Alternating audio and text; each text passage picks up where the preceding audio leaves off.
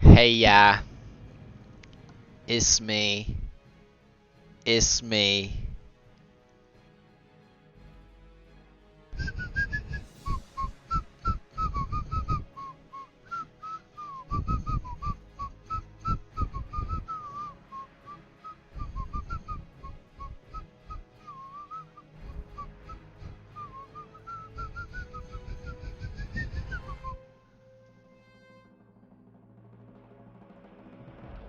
Hey, oh.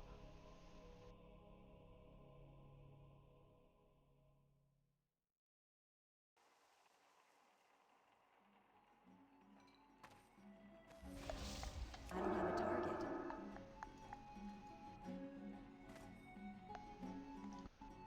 Okay, the first thing I did when logging in was misclick, so that's great.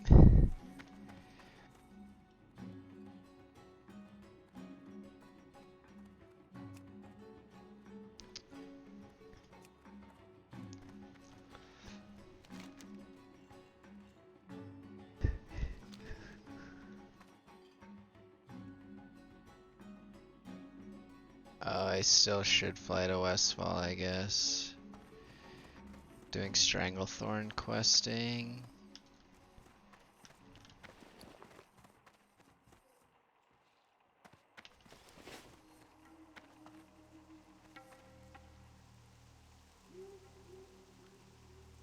Oh my god. That guy will literally kill me. That's terrifying.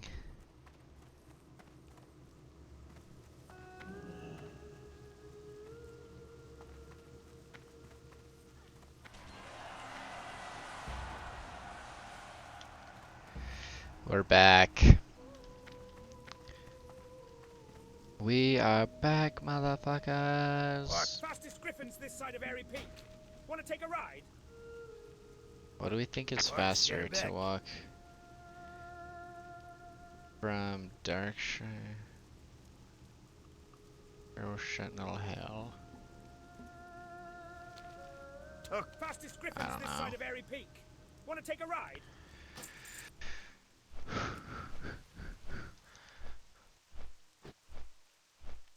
Alright, we're level 34! We're level 34! We're almost 35, we're almost 35, and then it's 40 next. Well, I'm back, but so is my friend Hawthorne, but he is not online. Why not? I don't know. Curious. So instead of hitting Masters League of Legends, I have to play WoW, which I guess is fun enough.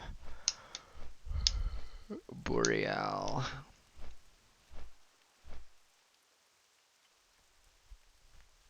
Holy shit. The southern coast is scary.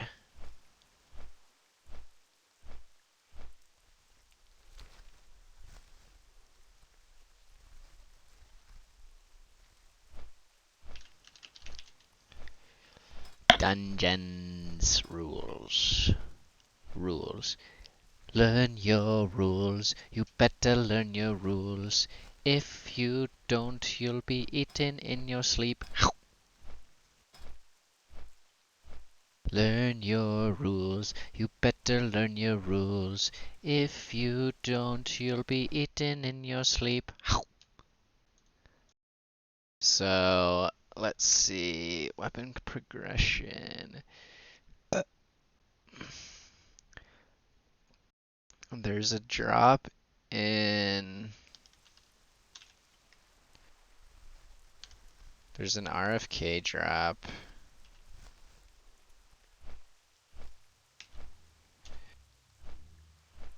Maybe I'll do RFK if people want, but like. I think I might just quest. I don't think I might not. I don't remember what I was. That's part of the problem is I don't really remember what I was doing the last time I played. Well, I do, but what did I want to do next? I don't think I'm not doing Nomergon. God, there's such a good drop in Nomer though. Maybe I'll look up like how to do it and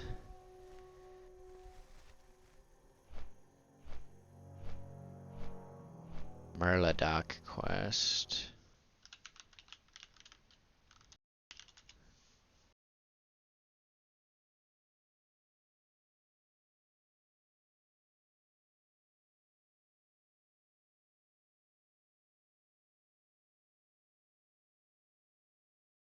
In the Badlands.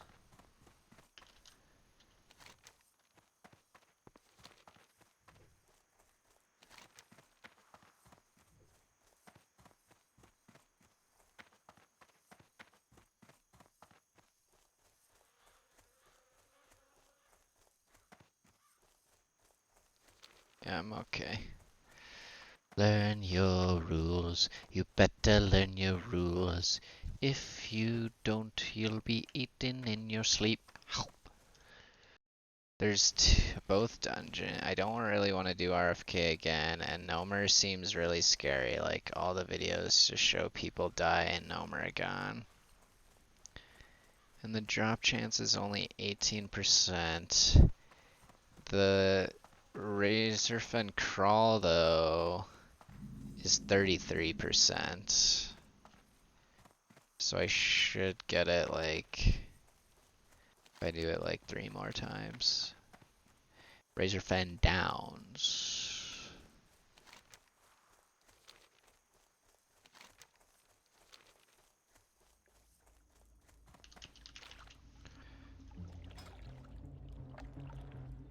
$46.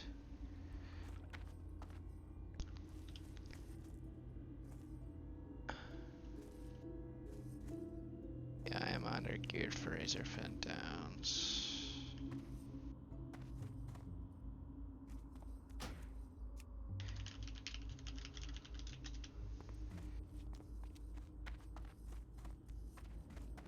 Dead mines.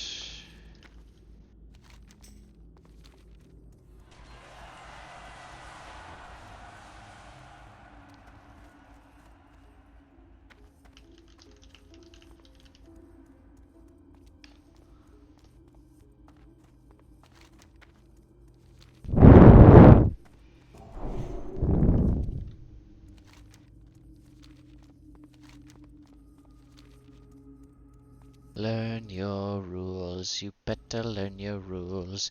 If you don't, you'll be eaten in your sleep.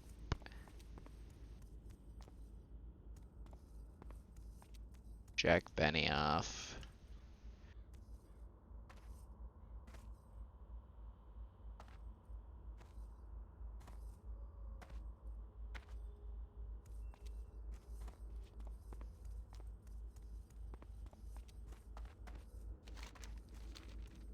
I hope okay, actually need to be vigilant for stitches.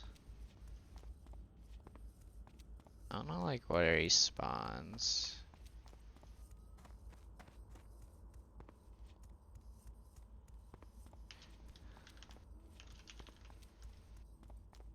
Stitches locale.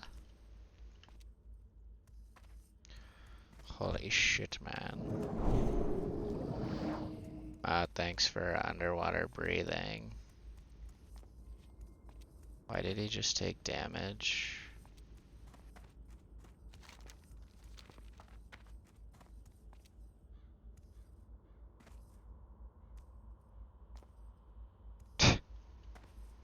Nope, says guy. Right, well, he hasn't killed these people yet.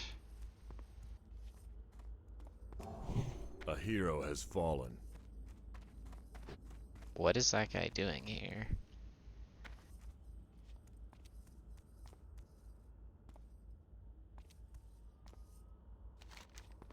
Learn your rules, you better learn your rules. If you don't, you'll be eaten in your sleep. I don't have to work for the next week. Locale stitches near you are DTF. Ah, yes.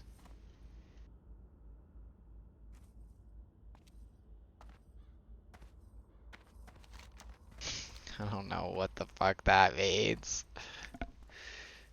Alright. We're in the Vale of Aaron. Need this guy? There's no way I'm gonna get this quest.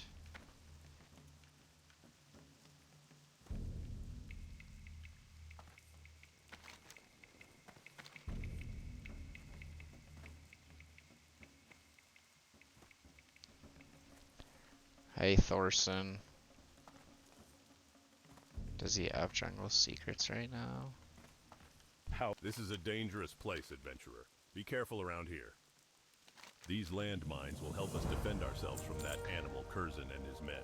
Thank you for bringing them. If you need further work, I can probably find something for you to do, and you won't have to deal with those goblins, HM.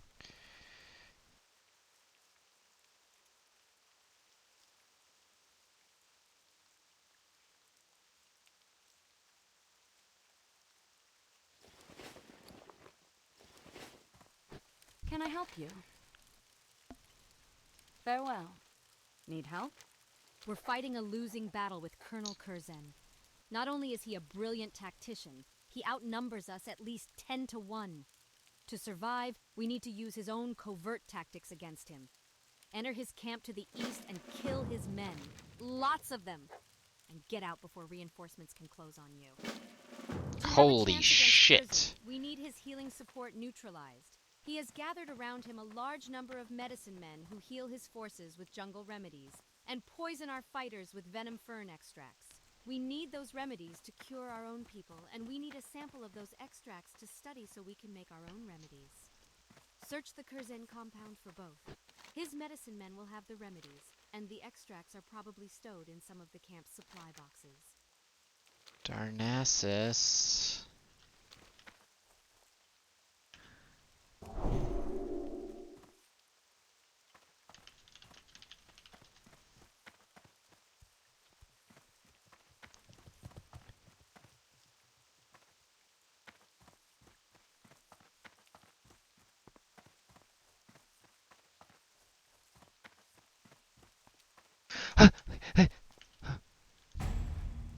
What is she doing here? Oh my god. A What hero the has fuck was fallen. that? I have never seen that in my life. What is this?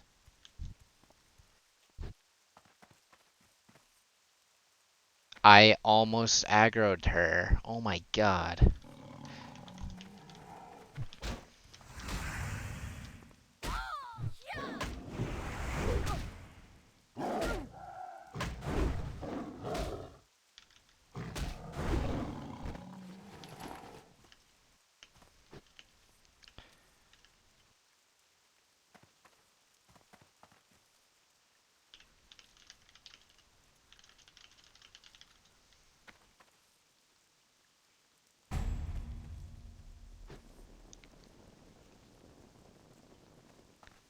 What if she turns this way?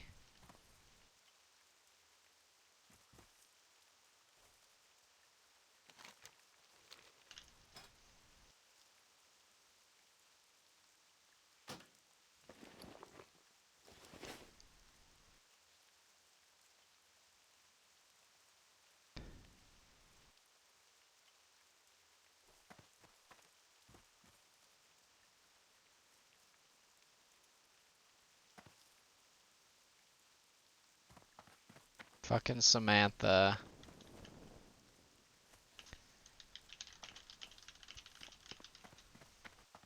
Scared the bleep out of me.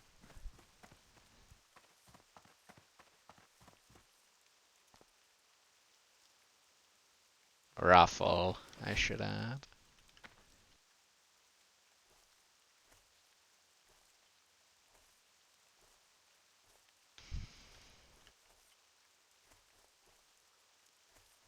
Learn your rules, you better learn your rules. If you don't, you'll be eaten in your sleep.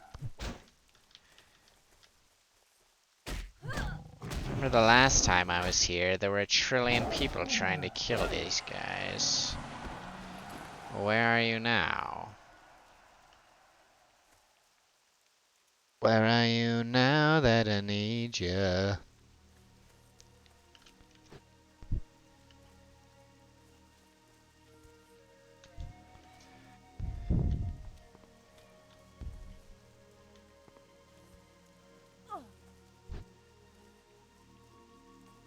I'm scared. I feel like I'm not in the grind mode set.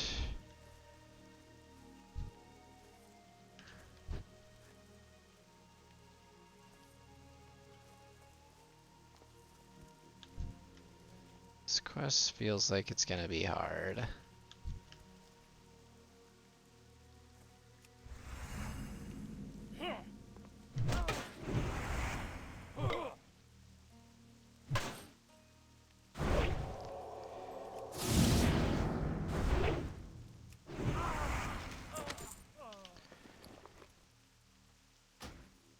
Page 21.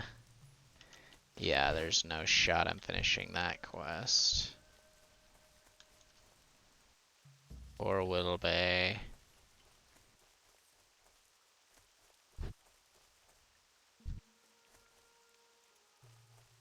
Queen Whittlebay.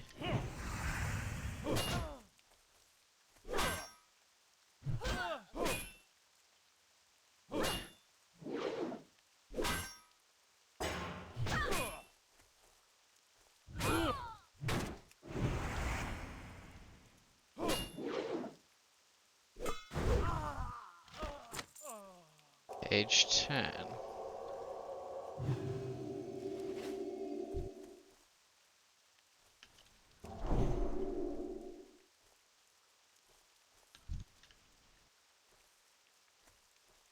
I'm a medicine man.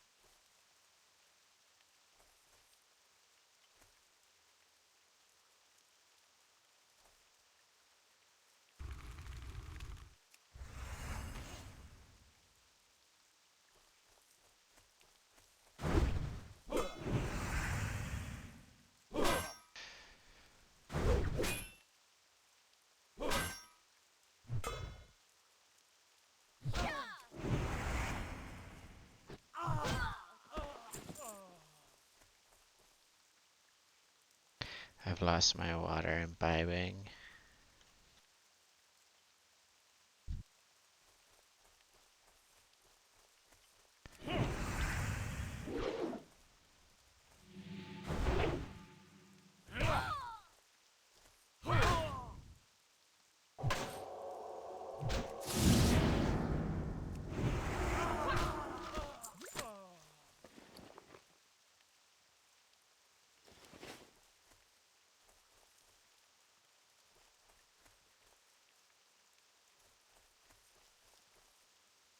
Well, shit.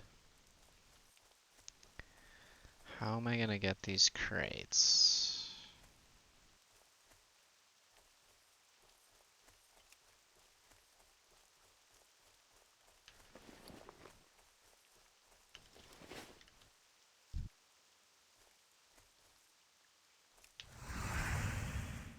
Seems they're heavily guarded.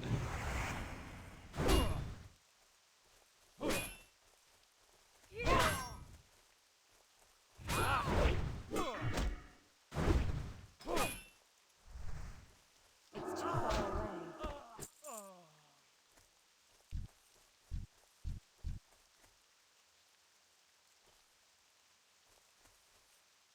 A hero has fallen. Rip. I feel like that's gonna aggro too.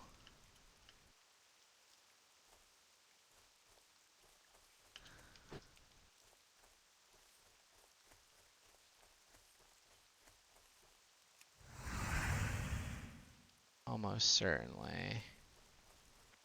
A hero has fallen.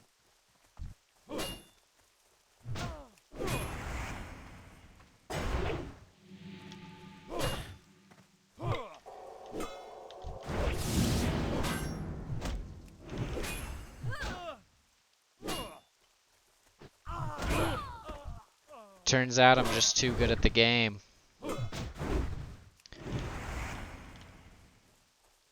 Critting like a monster right now. A hero has fallen. Oh my god. Rest in peace.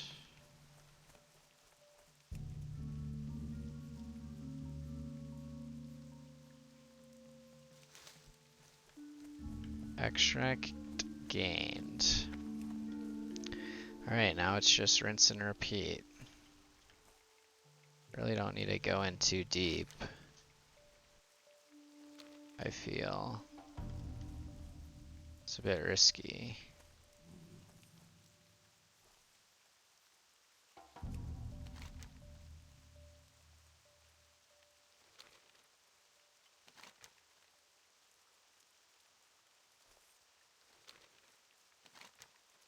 I need a target.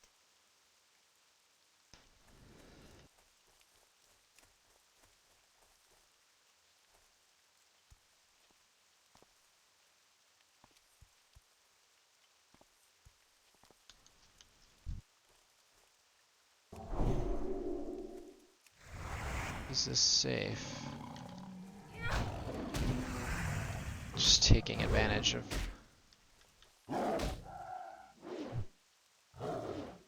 respawn timers.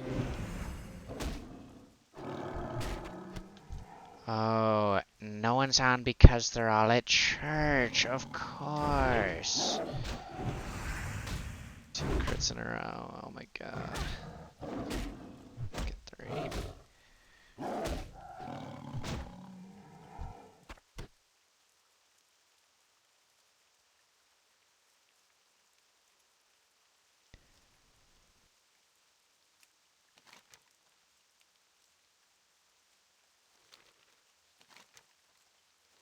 A hero has fallen.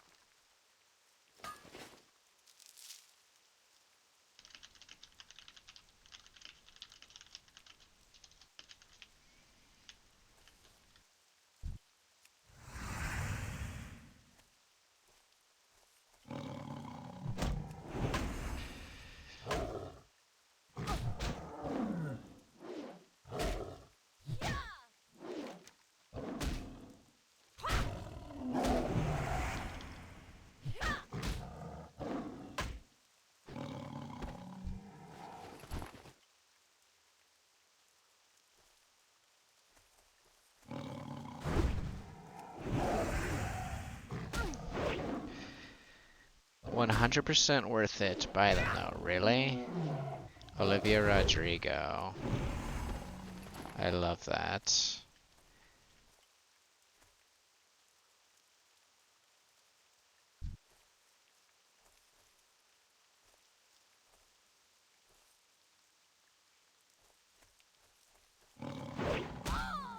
Maybe not worth on SSF. I don't know what that means, but social game.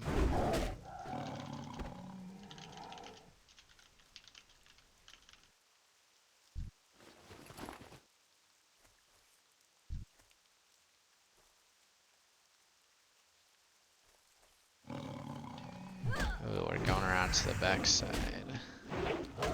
Very well done, Bailey. Very well done.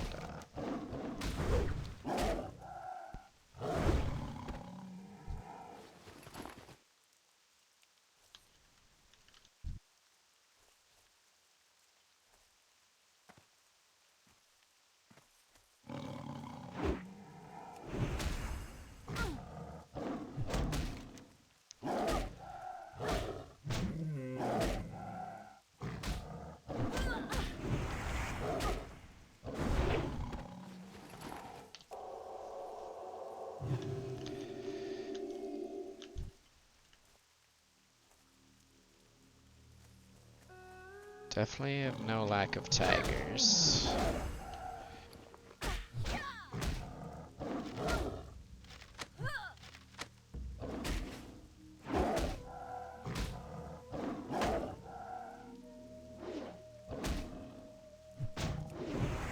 A hero has fallen.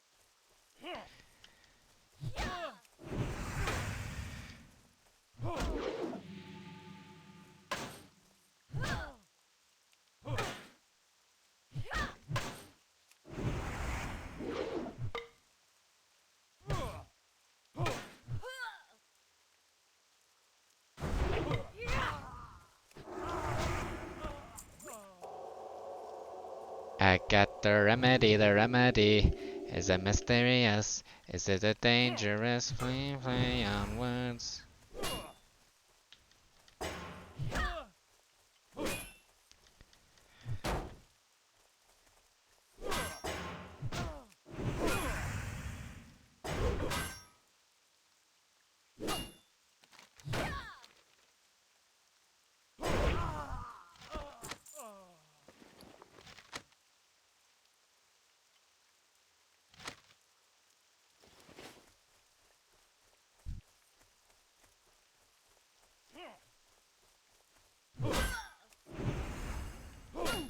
And it all amounts to nothing in the end. My guide wants me to go this redoubt next, but it's like, it's so like lame. I think I'm not gonna do that.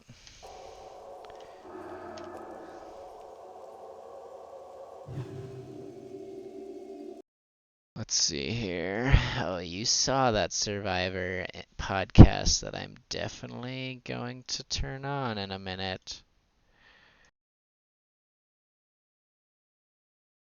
Wants me to go redoubt. Increases your chance to block attacks with your shield by 30% after being the victim of a critical strike. But I can also get Divine Intellect. I think I'm just gonna go Divine Intellect. Wait.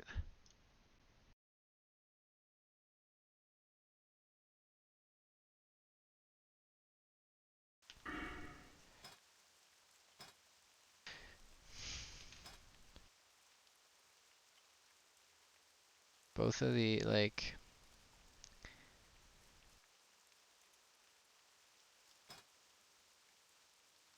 I guess it wants me to get precision. Sad.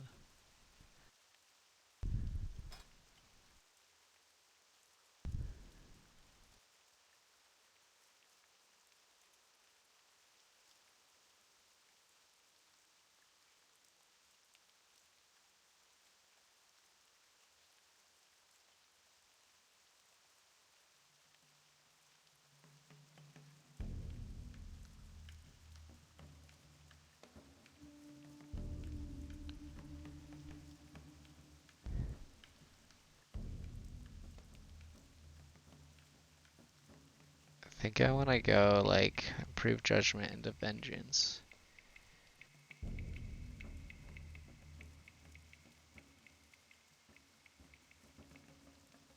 So I just never like feel like I'll use redoubt procs. And I guess if I was good, I would.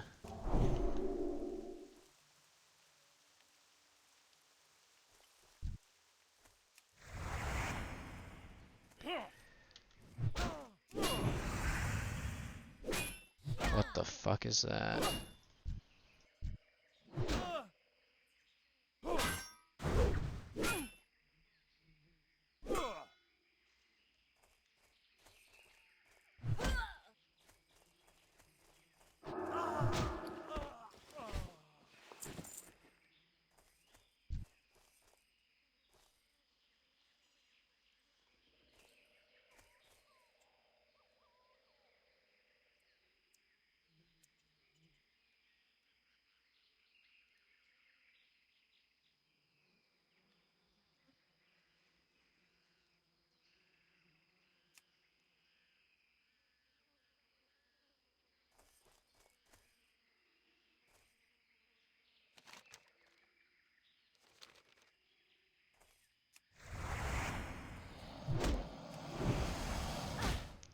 These are tough, some tough looking bastards. I guess if I see one, I kill it.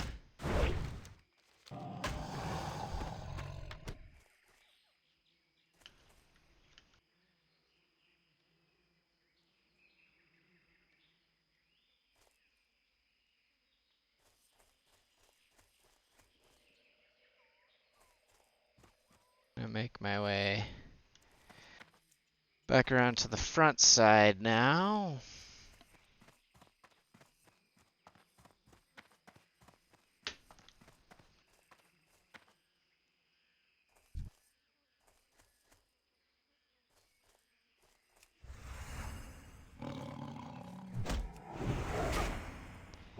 Bang.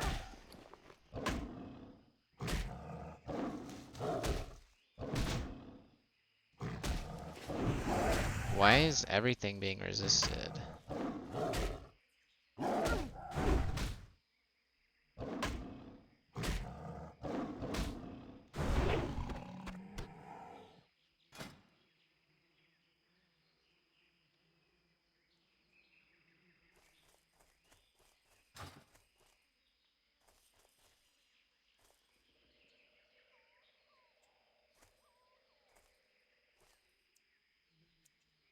Alright, it's time.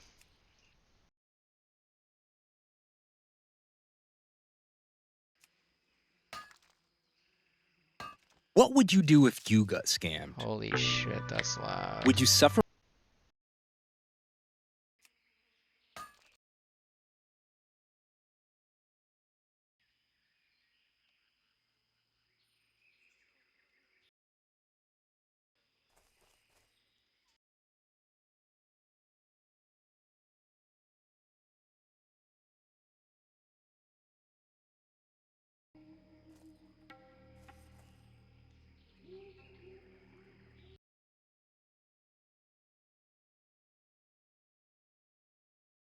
Need to fucking sign up to listen to that shit.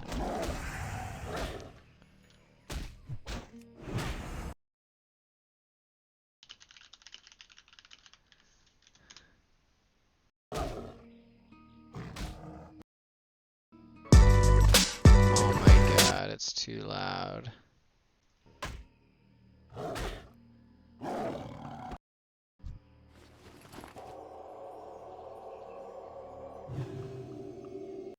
Hey Sabaya, what's going on? Rob Hey. here. Rob is a podcast. How you doing, Sabaya? I'm doing better now. I Yes. mean, I know it's the anticipation and of course like the draft stuff.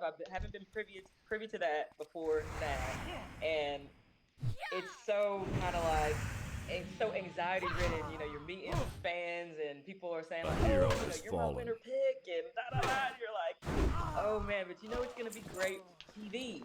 So you're happy Yeah. about that, but at the same time, in the back of your mind, you're just like, "Oh my god." Yeah, well, Sabaya, you know you were my winner pick on the season. I stand by it. I think that you were a great player at the game. I think you got unlucky with the tribe that you were on, but I think if you started on You Bello squib. or Reba, I think you'd be right there in the middle of this thing. And so I have no A regrets. three-man group running Thank you through so here, much for killing saying that. everything. I Honestly, see. yeah, it was just like I was Charlie Brown with the football out there.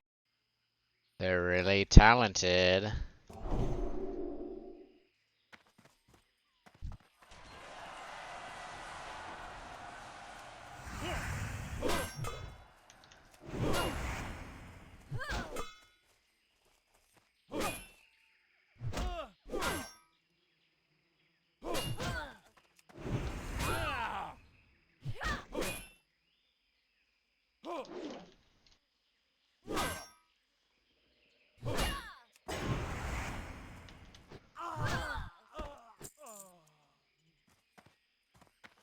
Buff in 20 minutes.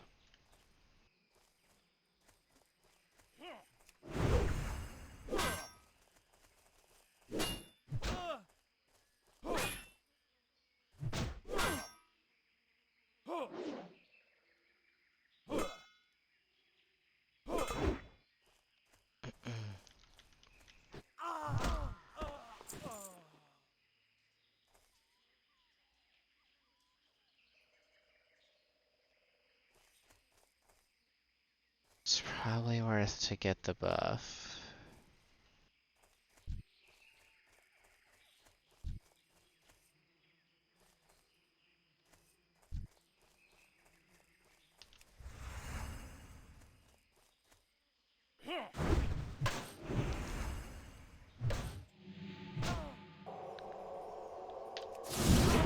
Holy shit. A hero has fallen.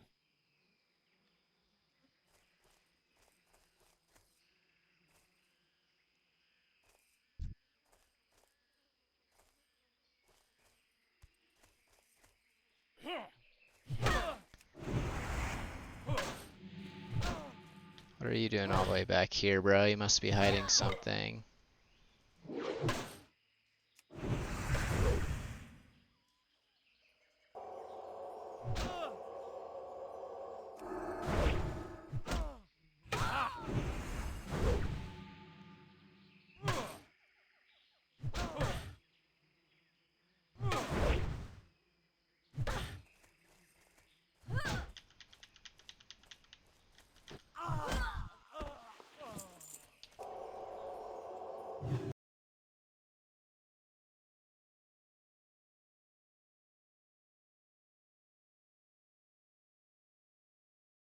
Buff schedule 7, 250.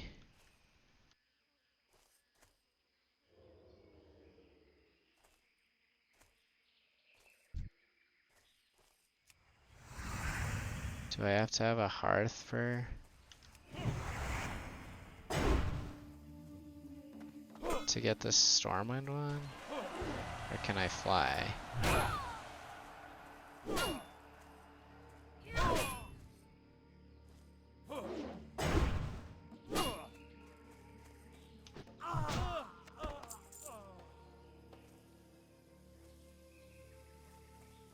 Creamy G, bro.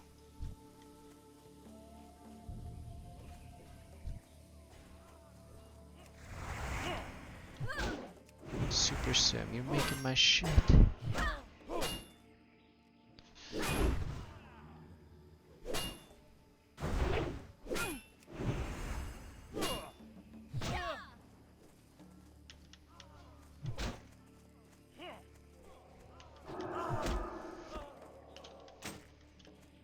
don't have a target.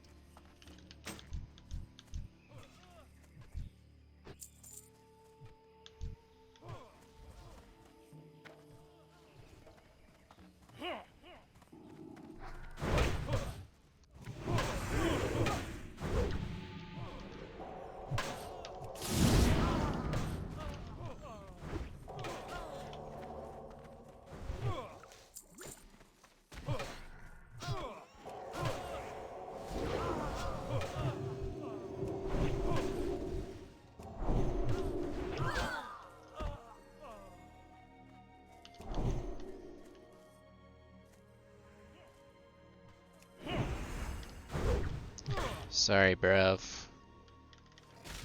You don't even give me a buff, eh? I can fix that. I can't walk. I don't want a hearth. So I'd have to walk back up to Westfall. I should give myself probably 10 minutes. So I'll be here for 7 more minutes. Why does my game color just get so different? I need a poop, bro. And maybe I bet you I'm not gonna make the Stormwind port. Is it more worth having my Hearthstone?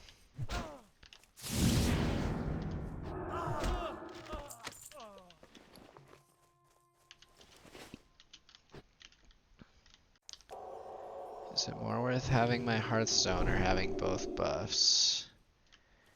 Probably both buffs, so I need to fight a Stormwind first. I'm just gonna go now. These fuckers are here anyways.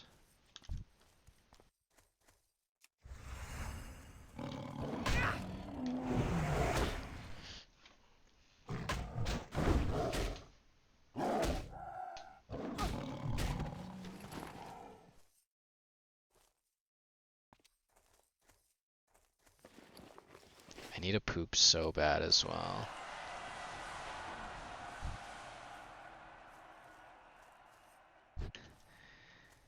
I'm about to ding.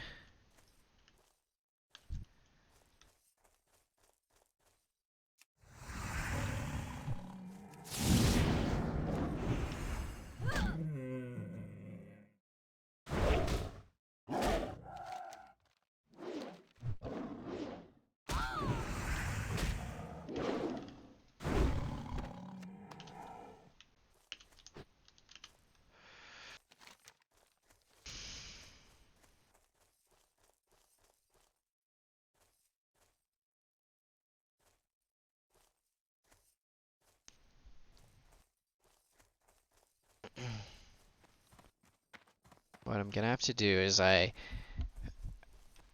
fly to Stormwind, then I set my Hearthstone, then I fly back to Booty Bay, I get the buff, I Hearth to Stormwind, I fly back to Booty Bay, I set my Hearth back to Booty Bay, I fly back to Westfall, and then I walk back in. It's gonna take like 30 minutes, literally, at my buff. Oh.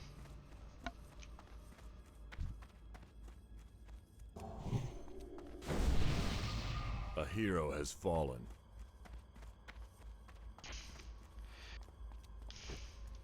Hey, thanks for buff, bro.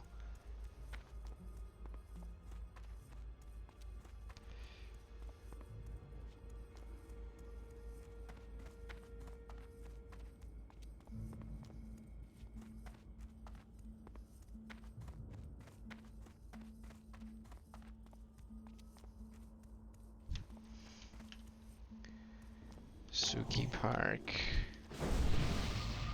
Thanks, bro. Not gonna have these buffs by the time I get them back. You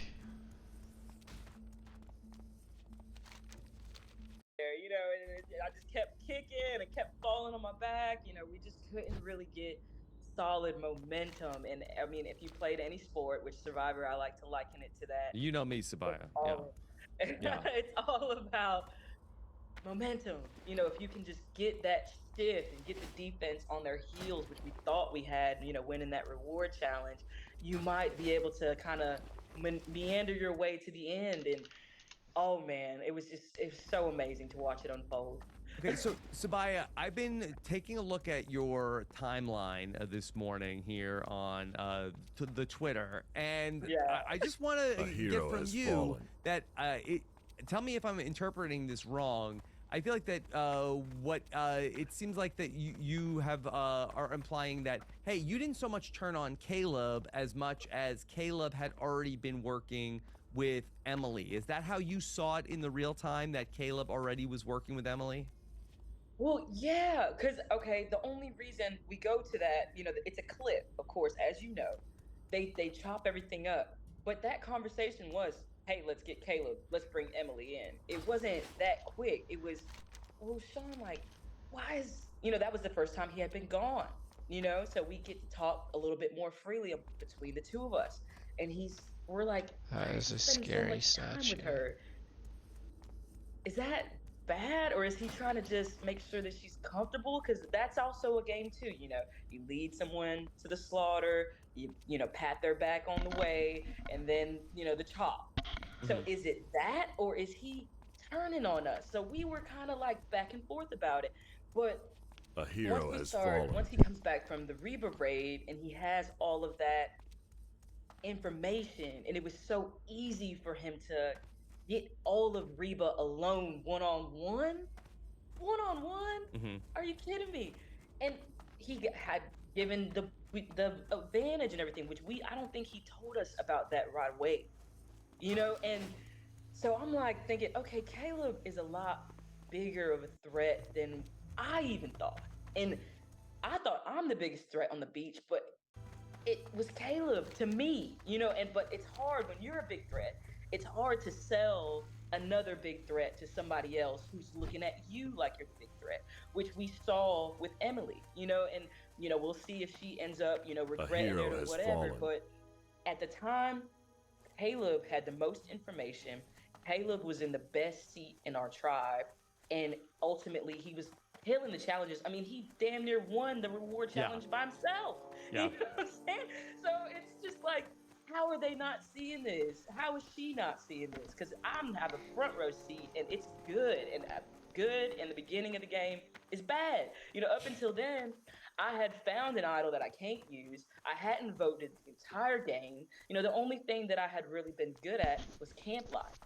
So I'm not thinking that, oh, Sabai is this huge threat. I mean, of course, personality is personality, you know, but I didn't know how much that was going to weigh in the cement of my demise, you know? Yeah, God talk me dang it. through, okay, with this wax idol. Okay, so you've had it for 2 I might tribal actually not councils and you make it. decide, okay, this is the one that you're going to melt the wax. Why this tribal council as opposed to the previous one? Hello. It, Where are you it was going? both. So Well, that's if you're another looking thing to get that there got quickly, cut. So then look I no further.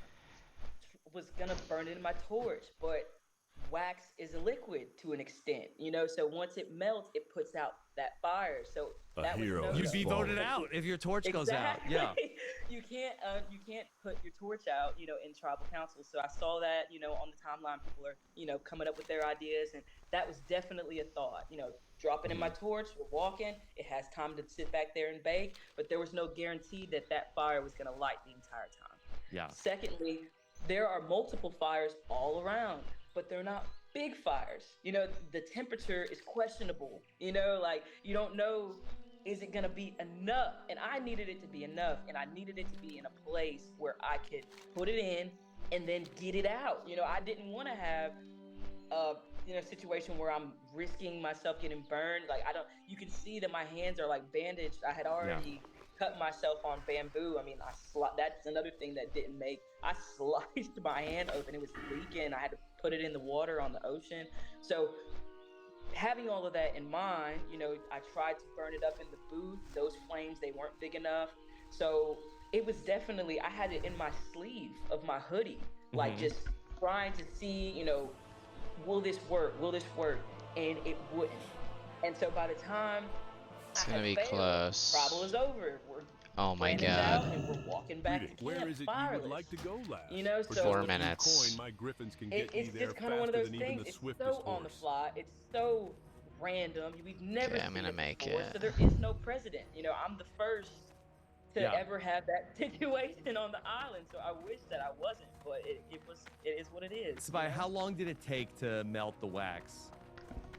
I would say a solid like 20, 25 minutes. Okay, you gotta It was there for keep a that long The only time. conversation guild I want going, to be in stretch is things out. Hardcore Literally, Cuties or at one Elite. point, Jeff is just like, "Can we just all take Light, this in? welcome to Like, my this inn, is really weary crazy." traveler. What can I And do we're for just you? sitting there like laughing because it was like, okay, I knew I had to get it in quick. So you saw as soon as I walked up, I'm like, yeet. You know, and then he starts talking and doing his thing. I'm doing, my thing with the stuff. But there was a point where you could kind of see the two, and I knew that that was going to be a good spot, and I just let it go. And yeah, it took maybe like a good 20 minutes for it to go through.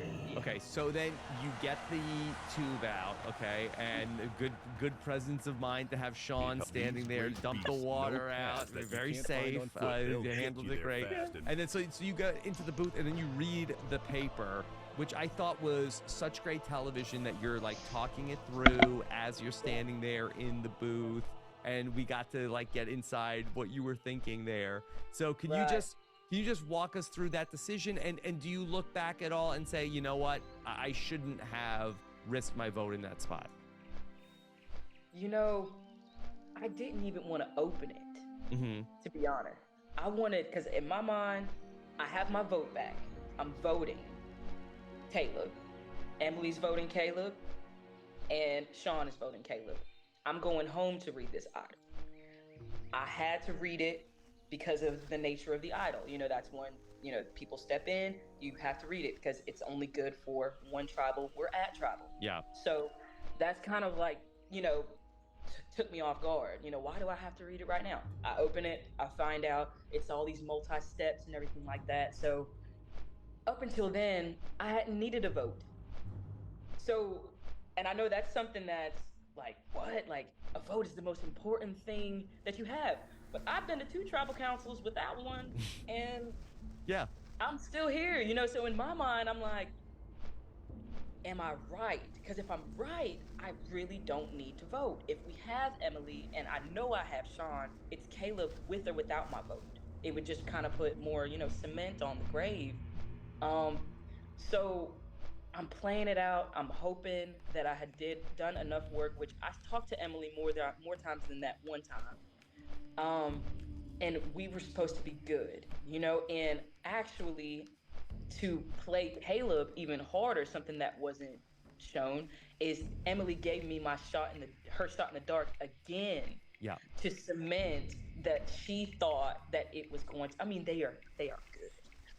She thought that Caleb was going home because that was the thing. I was like, I'll tell her it's you.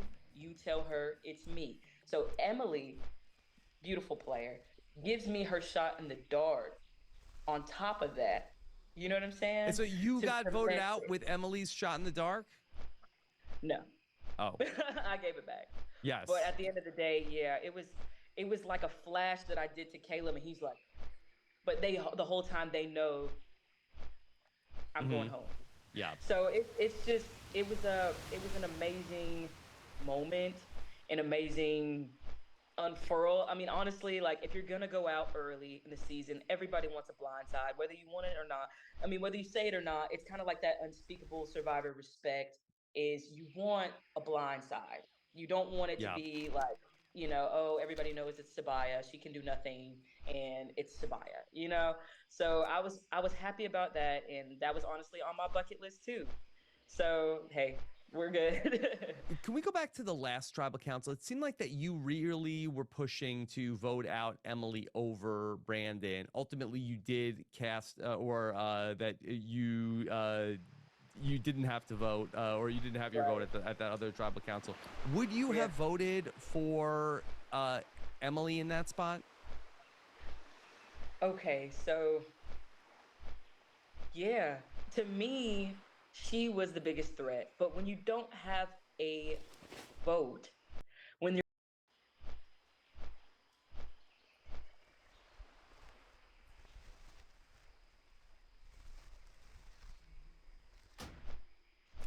They can't join our group.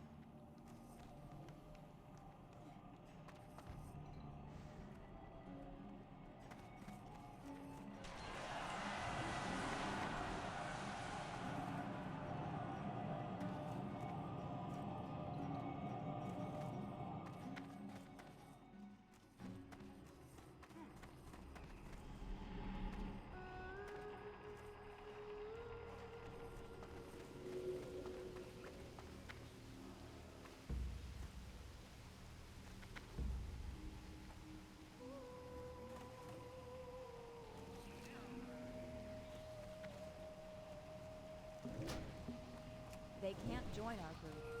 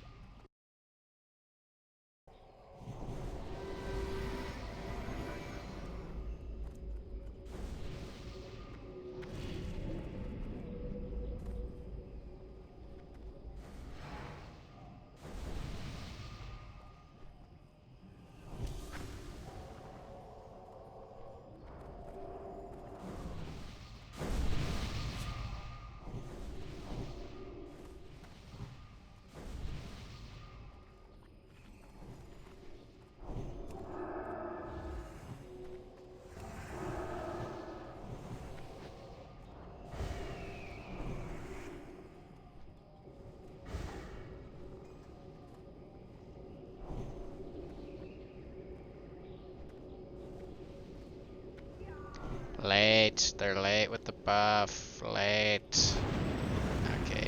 Perfect timing. Look at all these Arthurs. David Blaine cured my chlamydia. Yeah, that's really random, I guess. Sorry. Cringe. Just came to my head because that guy's name was Blaine.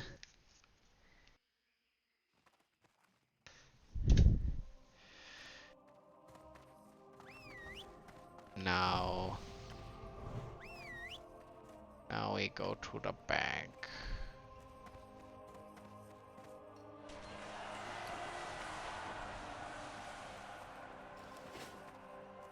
Welcome to the Bank of Stormwind. We offer Holy financial accounts and shit. safety deposit boxes for valuable items. Do you already have an account with us, ma'am? Be careful.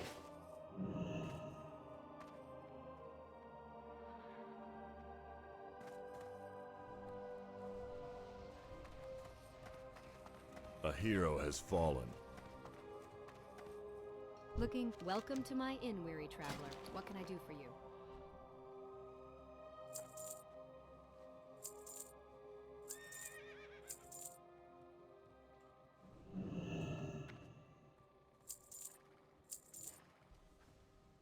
Safe travels. Alt F4 for A hero has buff. fallen. It's a beautiful, beautiful sight.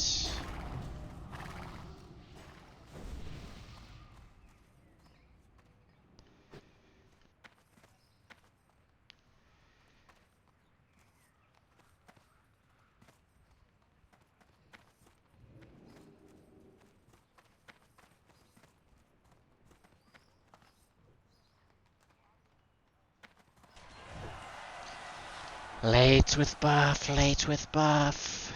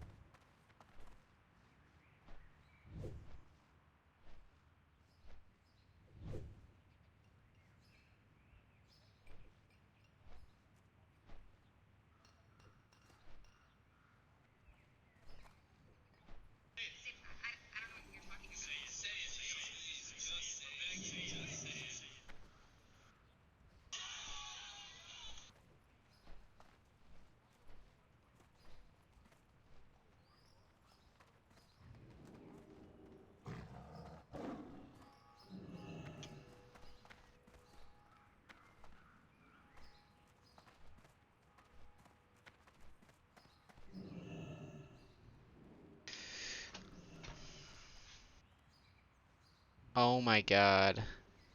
The lag. With you.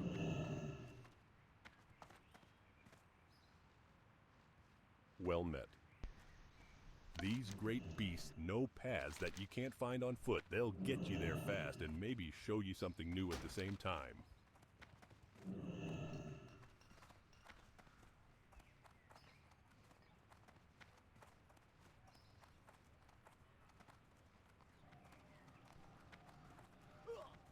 Holy shit. Light bless you. Did you guys see that shit?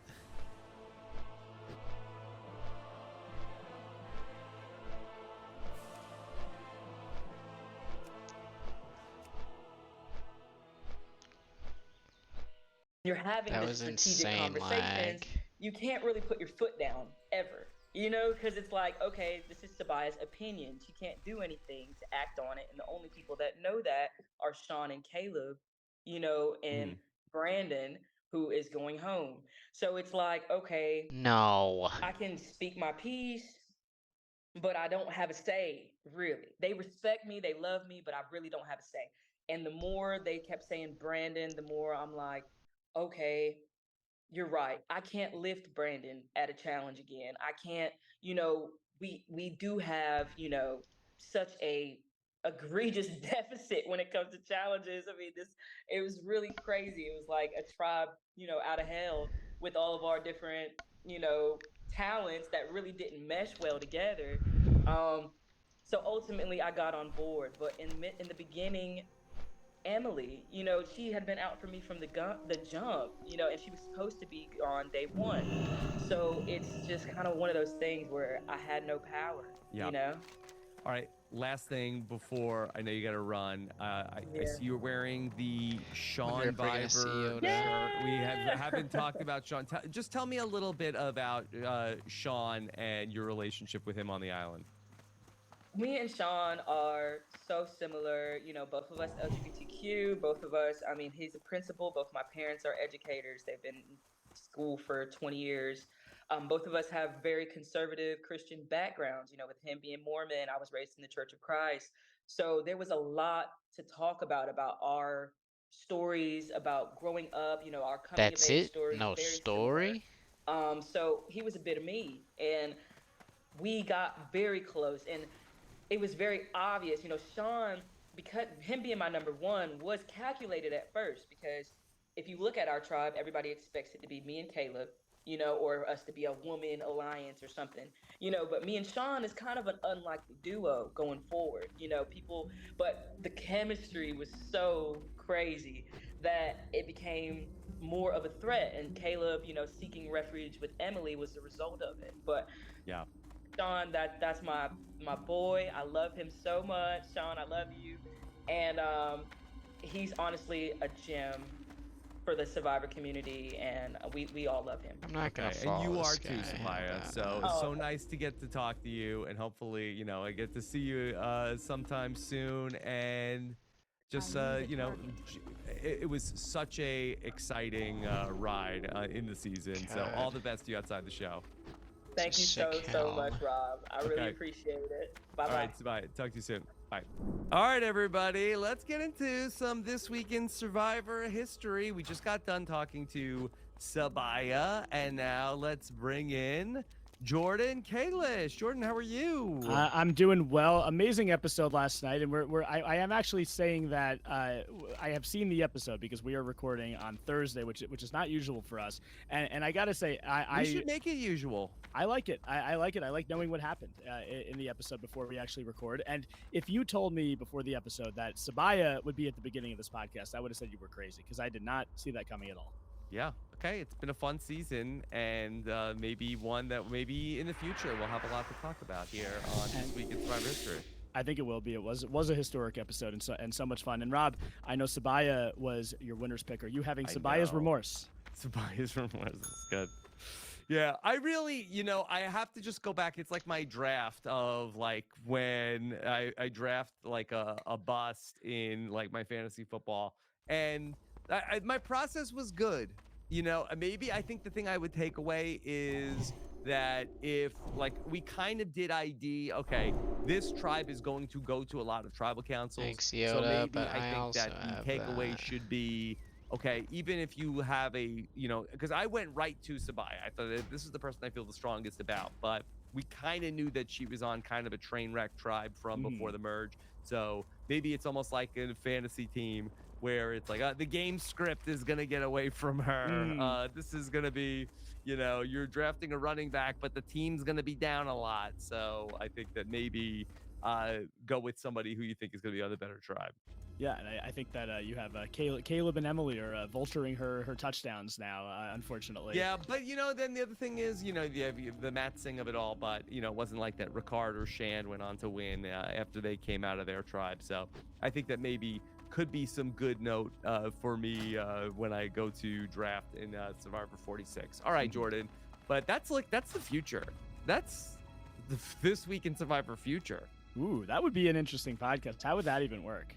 I don't know. You come up with it. We'll do it. All right. But Jordan, all right. So if people have never seen this before, because we're putting this on the back of the exit interview on the video as well. So Jordan's going to ask me some trivia questions, and then I'm not going to Google anything, and I'm going to answer them. Lagging, not smite. Okay. It's all about knowing what happened this week in Survivor history. And the first thing that we're going to talk about, first of all, this is not a trivia question. I just have a point that needs to be made. This is the 18-year anniversary. Is this about Brian Cashman? Well, a different Brian, a Brian Corden, because this is the 18-year anniversary of Bait Blake. We had Bait Jake this season, but it's the 18-year anniversary of Bait Blake. So congratulations to Blake Towsley, Brian Corridon, everybody involved on Survivor Guatemala. So we're not going to talk about it, but I am going to talk about it. So, okay, here's the first actual trivia game. Survivor Africa premiered 22 years ago yesterday.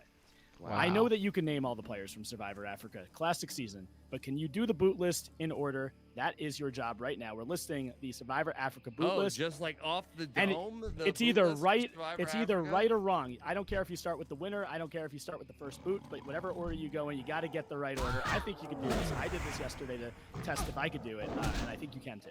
Okay, all right. Let's try it. Okay. I cannot. Surely. Okay. If you get it wrong, you're done. All right. Diane. That's correct. It's gonna be one. And then I think we go to Jesse Camacho. Jesse Camacho. We know Brandon Donlin could list the second boot, and you got the second boot correct. Yes. Okay, got that one right. And then Brandon after Donlin. Jesse Camacho. Then I think we're gonna go to Linda. No. No, I changed the rules about the game. I'll give you one mulligan. One mulligan. It's not Linda. She was 4. Oh, Okay. Gave it away. But Oh, was it Carl and then Linda? it was Carl then Linda. I'll give you that one mulligan because Sorry about that. Yeah, come on. Dr. Carl, then Linda, then Silas. Yes. Then Lindsay. Correct. Okay, and then my guy Clarence. Yes. And then after Clarence, then was it Kelly? Kelly, very famous vote. Okay. And then after Kelly was it Frank? It was Brandon.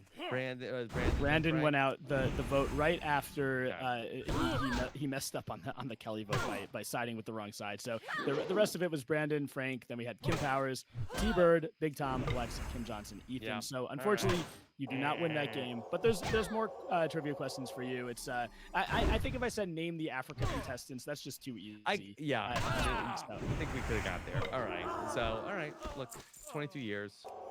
Yeah, it's been a At while. some point, the more stuff I keep putting in here, like some other stuff has to fall off.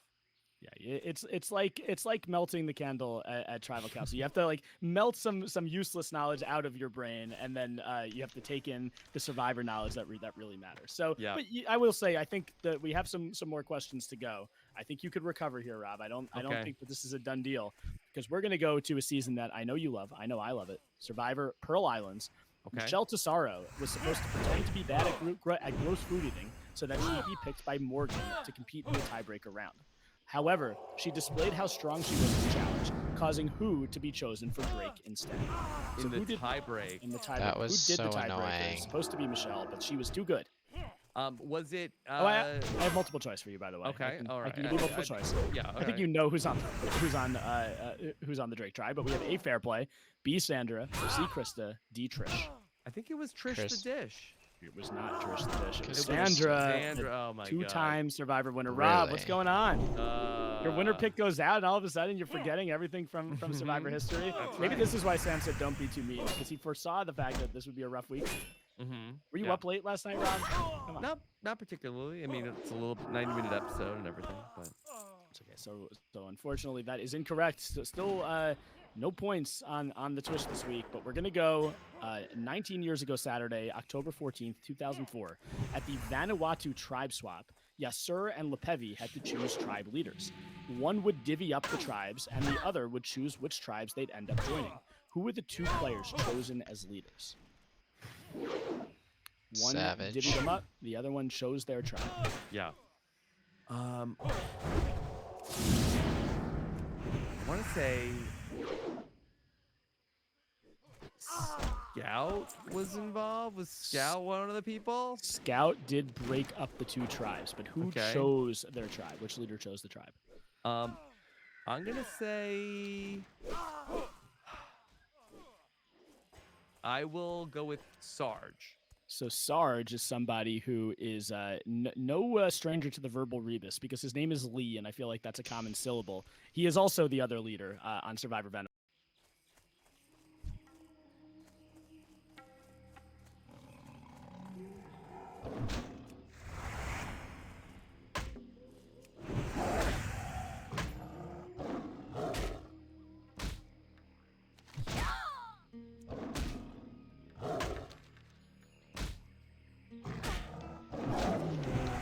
is he telling me to do this?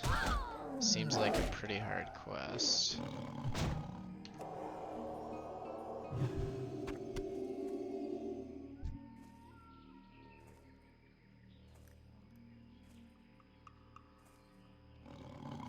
If he's one-on-one, I can kill him.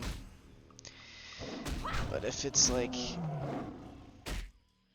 maybe even 1v2, but if I don't have enough ability to make space for myself, it's just gonna be hard.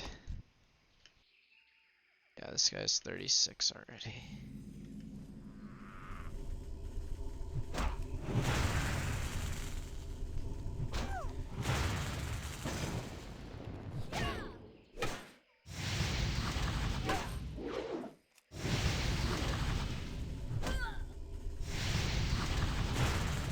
I'm already not liking this.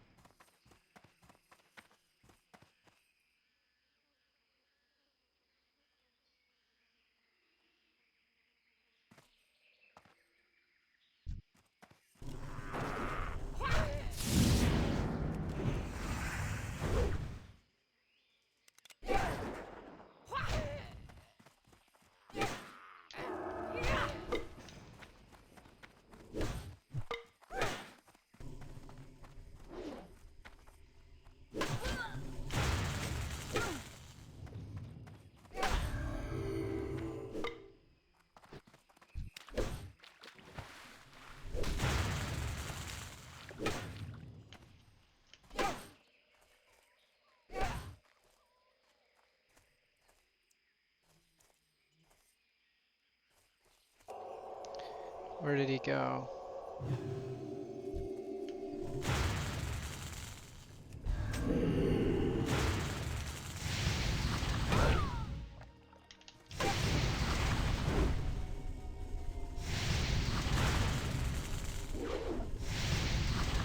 Holy shit. Scared the crap out of me.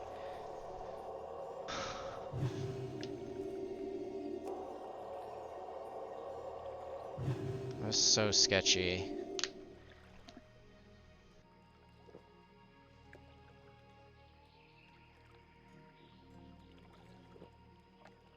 That guy, the thing just disappeared. I could be dead right now. Like, if I lagged that hard. That guy aggroed for so long. Have 21s already.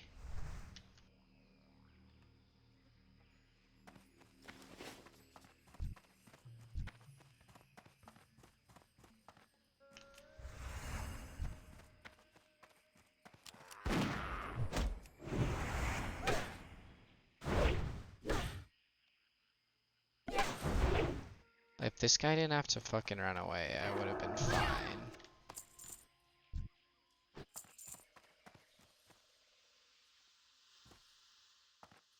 But he decided he had to run.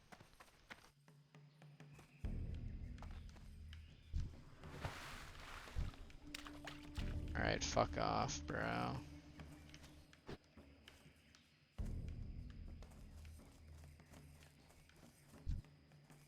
Fine, I'll fucking fight you both.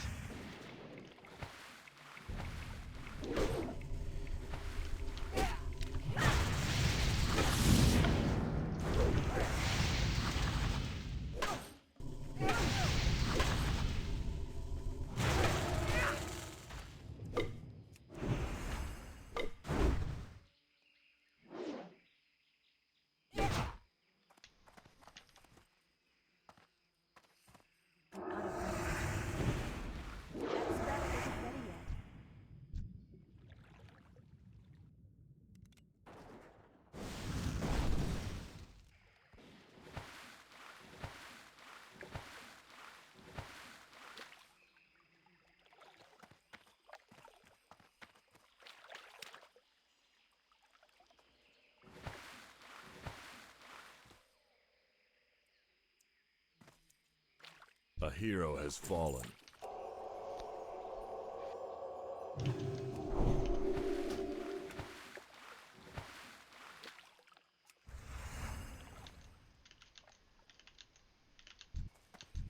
Alright, this is gonna be super dangerous.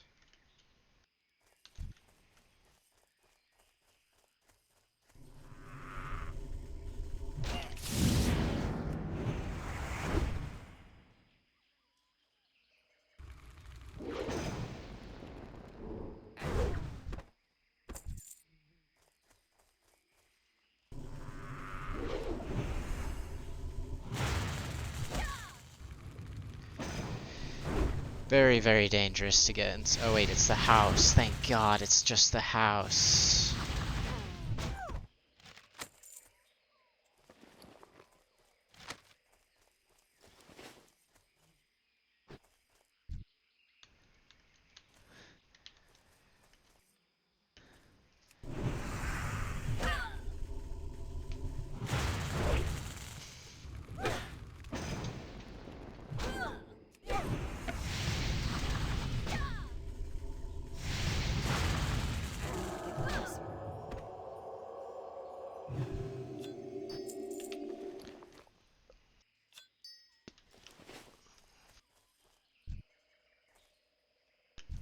House I can manage. Absolutely.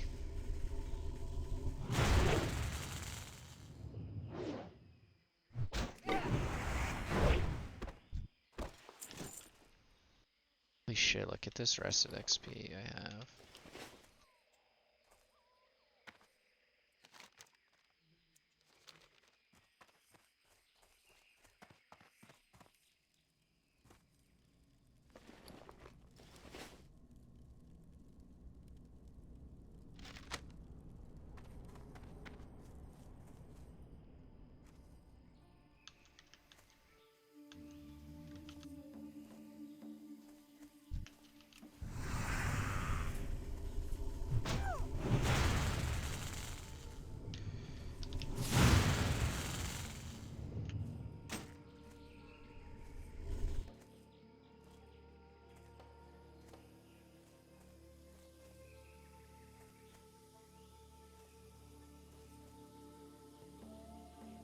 There's a bro back there.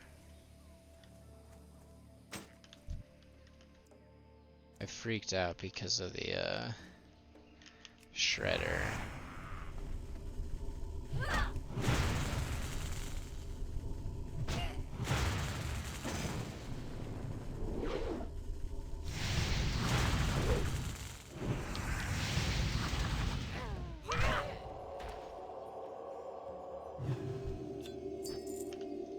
So yes, Sergeant Scout, the two leaders, and you are on. Yes, the Scout, the Sarge Lee Masters. Okay. We are going to the last question before the verbal rebus. You are finally on the board, so congratulations. You get 2 points because that was 2 people.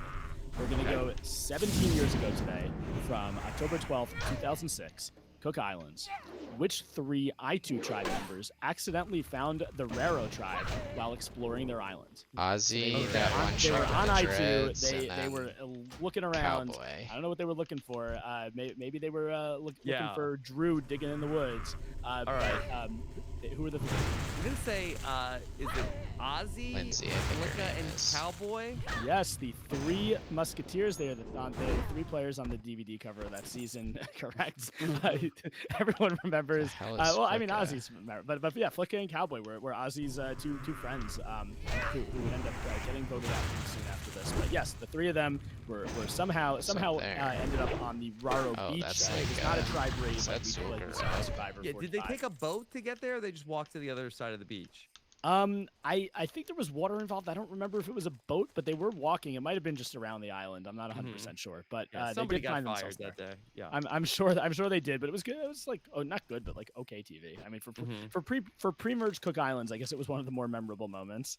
Yeah. But okay, so you finished strong. I can't say that this is a win this week because I think that's taking it too easy on you. But you did finish strong. I think going into next week, it's Really, good I think momentum. what you should do is probably come in with this I is really the want to rules find of the out. game. I You just need want to this many discover that points part to of the win. map. I mean, I think that's And in not my just head. let it be a judgment call. I've done that in the past. I prefer the judgment call. I think it you know adds to more controversy on the quiz, which is what I'm looking for. But I will say I think you had to get the boot list plus at least if you didn't get the boot list, I think you would have to get the rest of the questions right. So unfortunately, because of the Pearl Islands, it's not going to happen this week. But I think it's your first loss of the season. They say there's no moral victories on Twitch, but I do think you have momentum going into to next week, and you still get the verbal rebus. Needed. Yeah, exactly. I know. So you still get the verbal rebus though, which is everybody's favorite. Okay, we are looking for the first name of Survivor's former casting director. Lynn. Okay. Plus the first name and last initial of the guy who claimed it was nothing personal when he voted for Xi'an. She voted for Xi'an. Brian H, maybe? Or actually, it's probably Boston Rob M.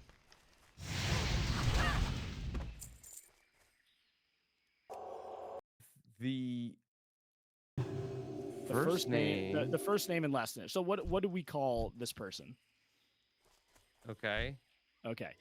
Minus the first name of the only Tambaki tribe member to play on All Stars. Okay. Plus, Cindy got one, but the rest of her tribe did not. Say this again. Cindy from Guatemala got one, but the rest of her tribe did not. Okay. Plus, the type of ruin featured on Survivor Guatemala. So they were playing in ancient ruins. This is the type of ruin featured on Survivor Guatemala. That's stupid. I know. When I wrote this one, I was like, Rob is going to hate this, but everyone listening is going to love it. Okay, is it a friend of the pod, Lindsay Carmine? It is Lindsay Carmine. We have Lynn Spillman, Survivor Former's casting director, plus Rob Z. He voted for Xi'an. It was nothing personal, even though it was very personal. Minus you, Rob. There's no other way that you could get a Z in there than to plus a Rob and minus a Rob? Well, I plus the Rob Z and minus the Rob C, but I didn't include the C. I just did the first name. I think this was the more fun way to get to the Z. I've used Zoe Zanadakis too many times in this, Rob. I need to get Rob with two B's guys in here. So yeah, it was Lynn plus Rob Z minus you. You were the only Tambaki to play on All Stars. plus car. Sydney got a car famously. The rest of her tribe did not. She didn't give it to them. Mhm. And then plus the type of ruin featured on Survivor Guatemala. They were Mayan ruins. So we have Lindsay Carmine, aka Lindsay Carmine, from Survivor Jordan, 43. you've outdone yourself once again. All right. I know. This was great. Great job by you, of Thank you. course. Jordan, I'll keep you here for us. We can end the show.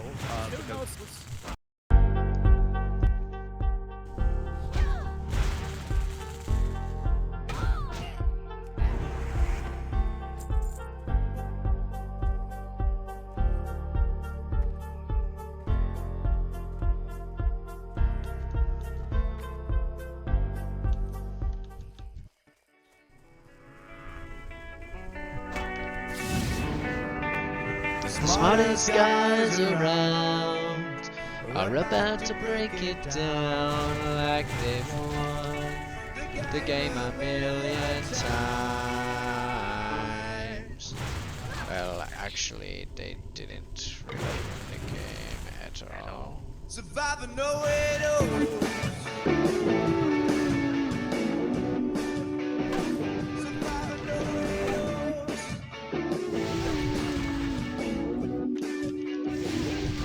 This is getting sketchy. Very sketchy. That was scary. I held fast though. Held fast and stood strong.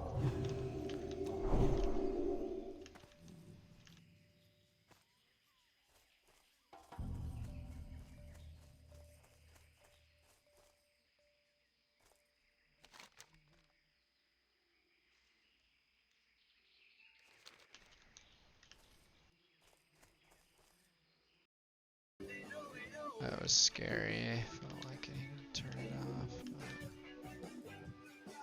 Yeah, that's right. Survivor Know-It-All's back on a Thursday edition here as we're ready to talk about another exciting episode of Survivor 45. Back with us. We haven't talked to Steven since the premiere. Steven, how are you? I'm great. I'm still very fatigued, but I'm excited to be here. I am so relieved.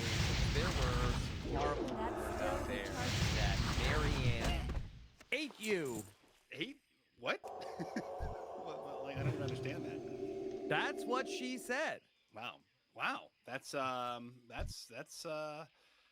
don't even know how to respond. I really don't even understand. Like, I feel like that's like operating in some sort of world that I'm not even. So Marianne is a liar.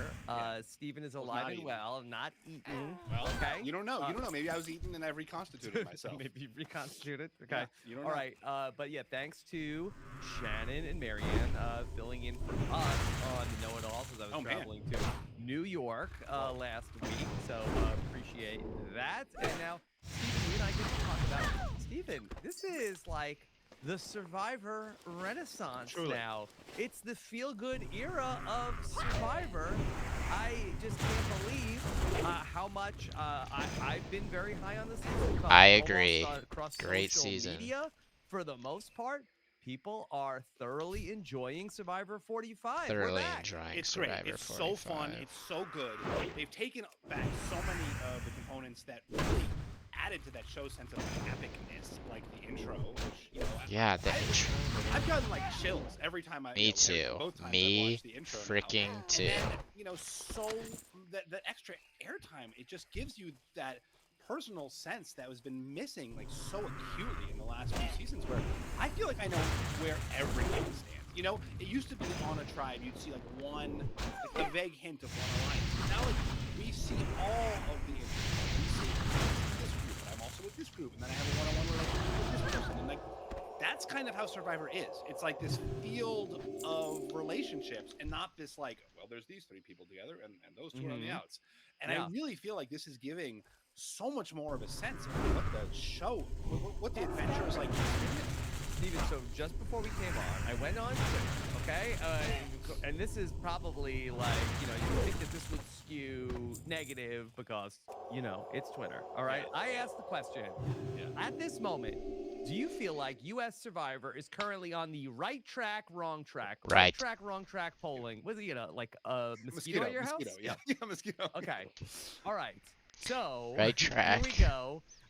Right track, wrong track polling for Survivor. What do you think the results are here at 844 votes? I'm guessing it is like 90. No, I'm going to say 88% right track. Okay, you're close. Yeah, Whoa. as of right now, 844 votes in, 83.8% Wow. say Survivor is on the right track here in Survivor 45. Wow. If you had done this really like 3 weeks into Survivor 44, I think flip it. And I'll keep this up, keep this open. You know, maybe we'll check back in at the end of the show if you want to go ahead and weigh in on your votes if you're watching us here live. And if you're watching us in the next 24 hours or so, yeah, still please weigh in and vote. I think that'll be fun. We got a couple thousand responses here on the right track, wrong track polling here for Survivor. So, Steven, a lot of goodwill, as we saw last night, not just handed out from Kayla, but handed out from the viewers of the show. Yeah. To Survivor. And I think it's more than just the runtime, right? The runtime gives us so much more of a sense of who the players are, who the contestants are, but they've made some format changes away from, some of the, they've 2 out of a lot 2, less baby. of the tragic backstories. We're not getting front-loaded with everybody's Thank you. trauma. Thank you. It's gone. I think that I haven't even the noticed. forced backstory, I think it might be, Because it was so might be gone. I bad. think we may not see it again. Wow. I mean, I liked it as, an occasional thing, but the fact that it just felt so, everybody's got their, one little bit of, my tragedies, my hamster died in Thanks, 4th bro. grade. And then, it's, presented on an equal footing. Whatever. We don't need to talk about what was bad in the past, because it's gone. And now it's good. It's good now. And, I mean, the changes they made with challenges and people only being able to sit back one challenge is such a great change, back to how the format used to be. And the sense of, people actually have to compete now is really great. Yeah. Let me ask you something just sort of meta with the 3-tribe format. If one tribe is just a total disaster in the 3-tribe format, is that optimal in the 3 tribes? Is that the best way it could go? Because you would think on paper, it's okay, if everybody, if 3 episodes in, each tribe goes to tribal council once, that'll be the best. But when we look at some of these sort of wipeout scenarios, like a Matt saying, like Luzon, I think it's almost kind of the best case scenario for the entertainment perspective of the television show is one tribe is just a total disaster.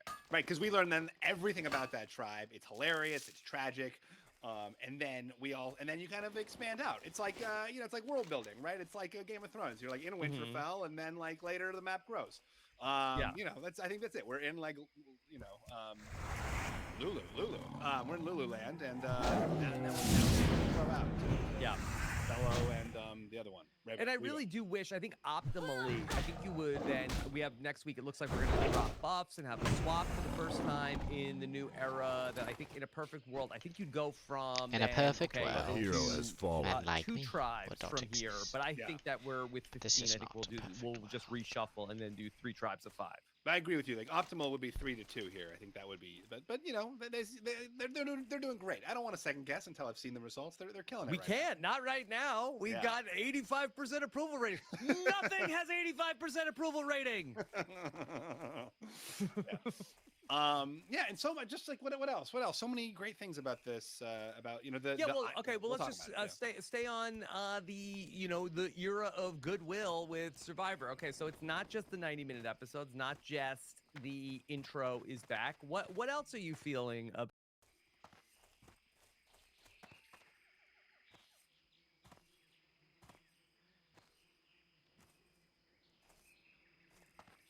I do most of the cooking at the camp, and it used to be a lot of work until I bought a mechanical cooking pot from a goblin merchant in Booty Bay. The pot is a wonder. It saved me countless hours until it broke. Can you take the pot back to the goblin for me so he can fix it? His name is Krazek. Well done. The loss of those jungle fighters will relieve some of the pressure on our camp. But now that you've had a taste of the forces we're up against, do you still want to throw your lot in with us? Well done, adventurer. These remedies will keep more of us alive and in fighting shape, and the extracts will help us create our own remedies. Now that many of his regular troops are reduced, you must face his highly trained forces. When they're not in the wilderness slaughtering our rebel soldiers, they are found deep in the back of the Curzon compound, in a cave they call the stockpile. I know many of Curzon's troops personally, and I know they are skilled, loyal, and cruel. This is no easy task I set before you, adventurer. After you defeat them, report to Lieutenant Doran, my commanding officer.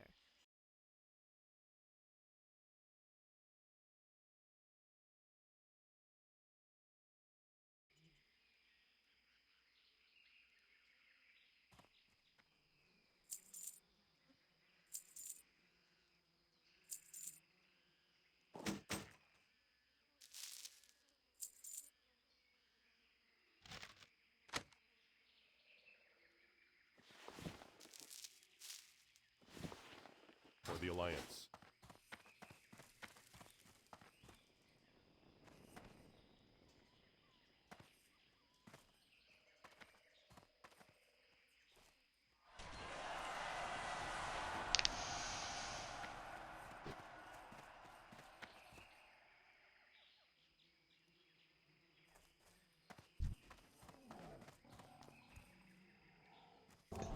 Azarath Metreon Synthos. What'd I just do? Oh, thanks, bro.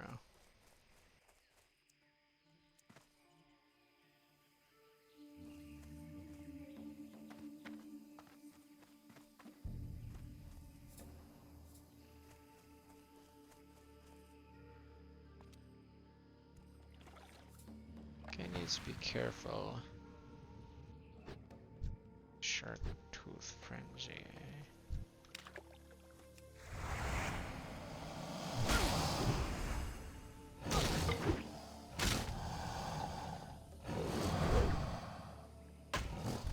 I can't eat that.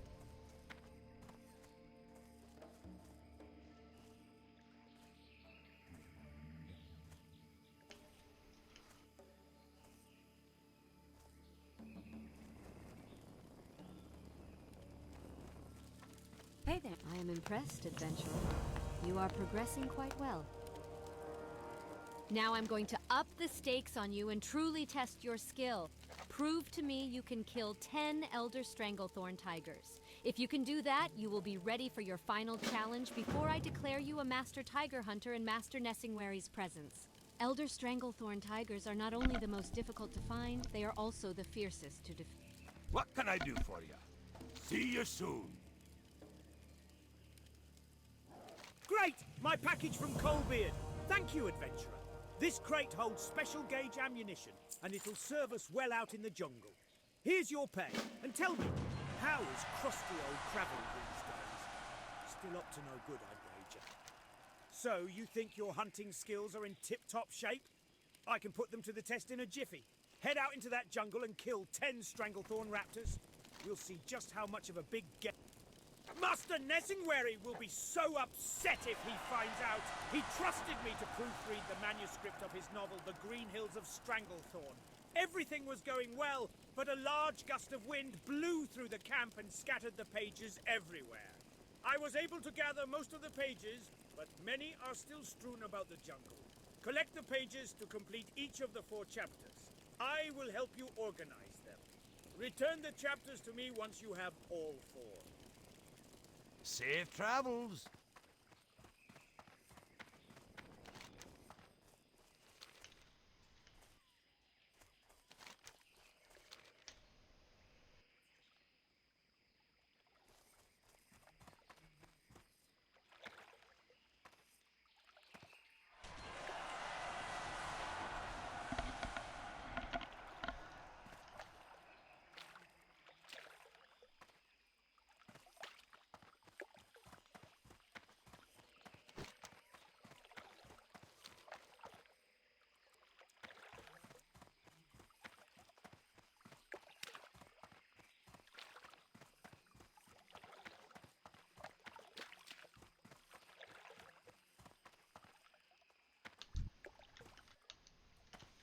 These stupid crocolisks.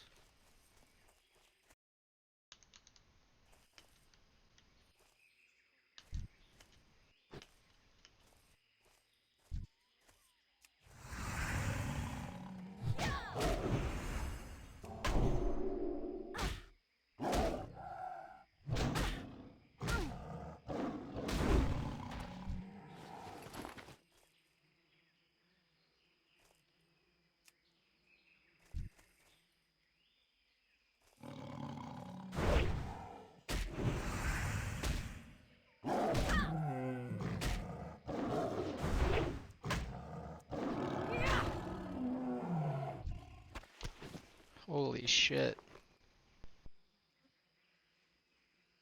Agi Spirit, but we lose armor. It's a shit ton though.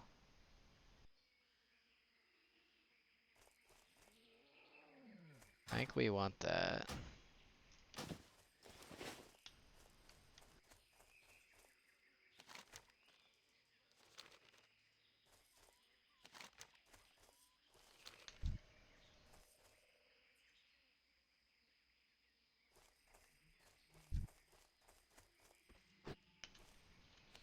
The hell was that?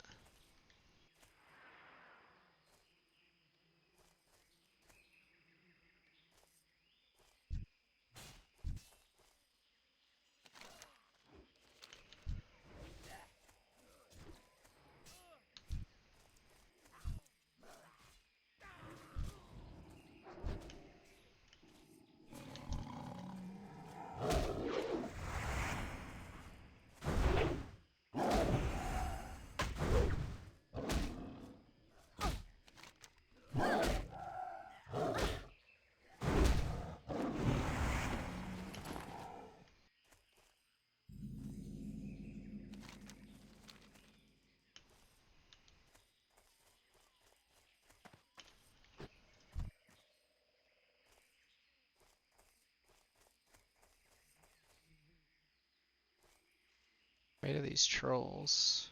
I wasn't expecting them here.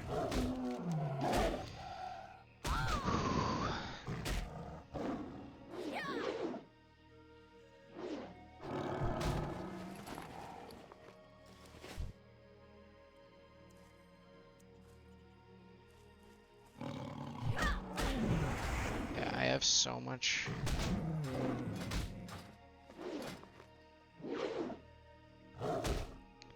I lose 50 armor, but I gain. I think these other stats are a lot more valuable, maybe. I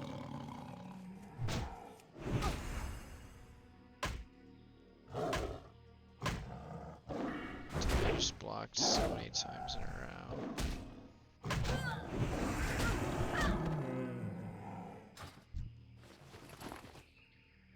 Fine, keep your secrets.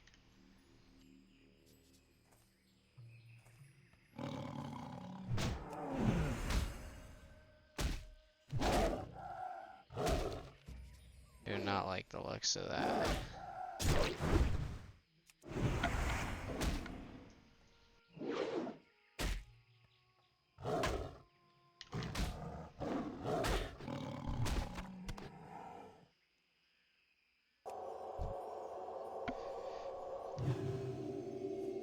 Not like Murlocs.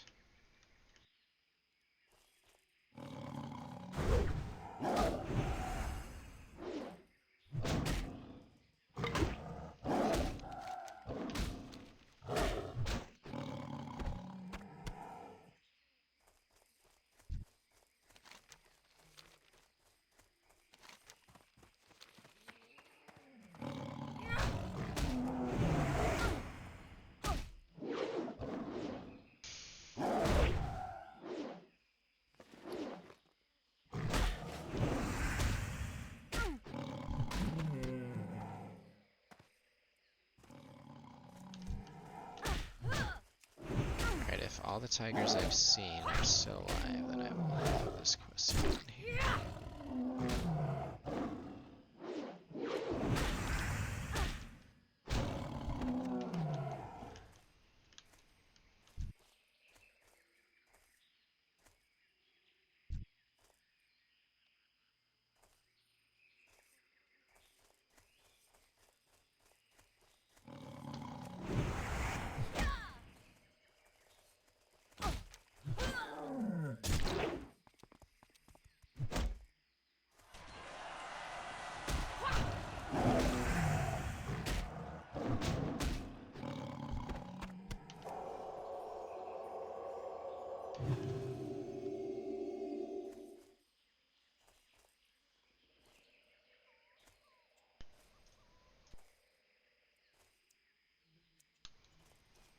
Keep your secrets.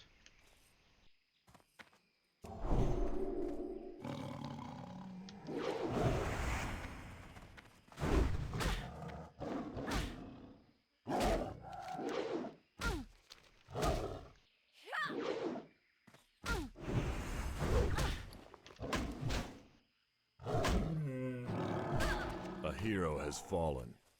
A hero has fallen.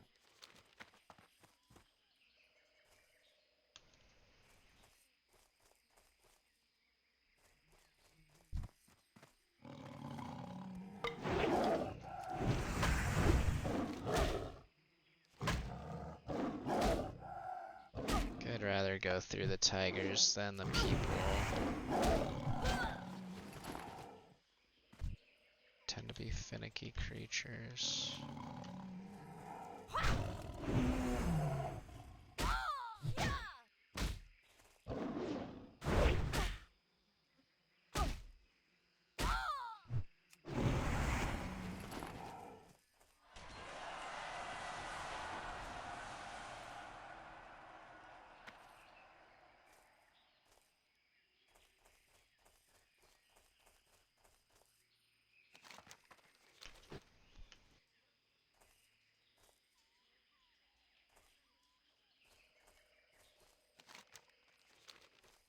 Keep your secrets.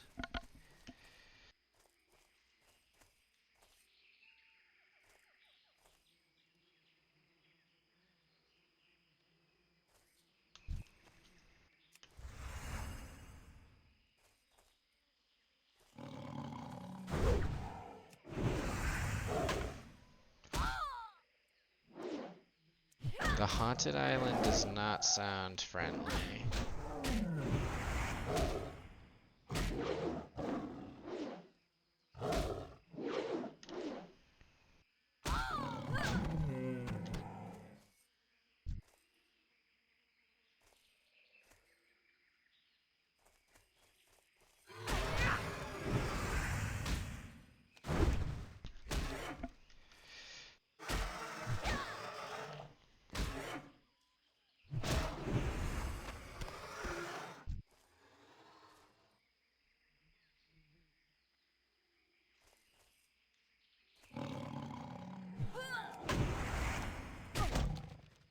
About this that has contributed to people really feeling good about Survivor right now?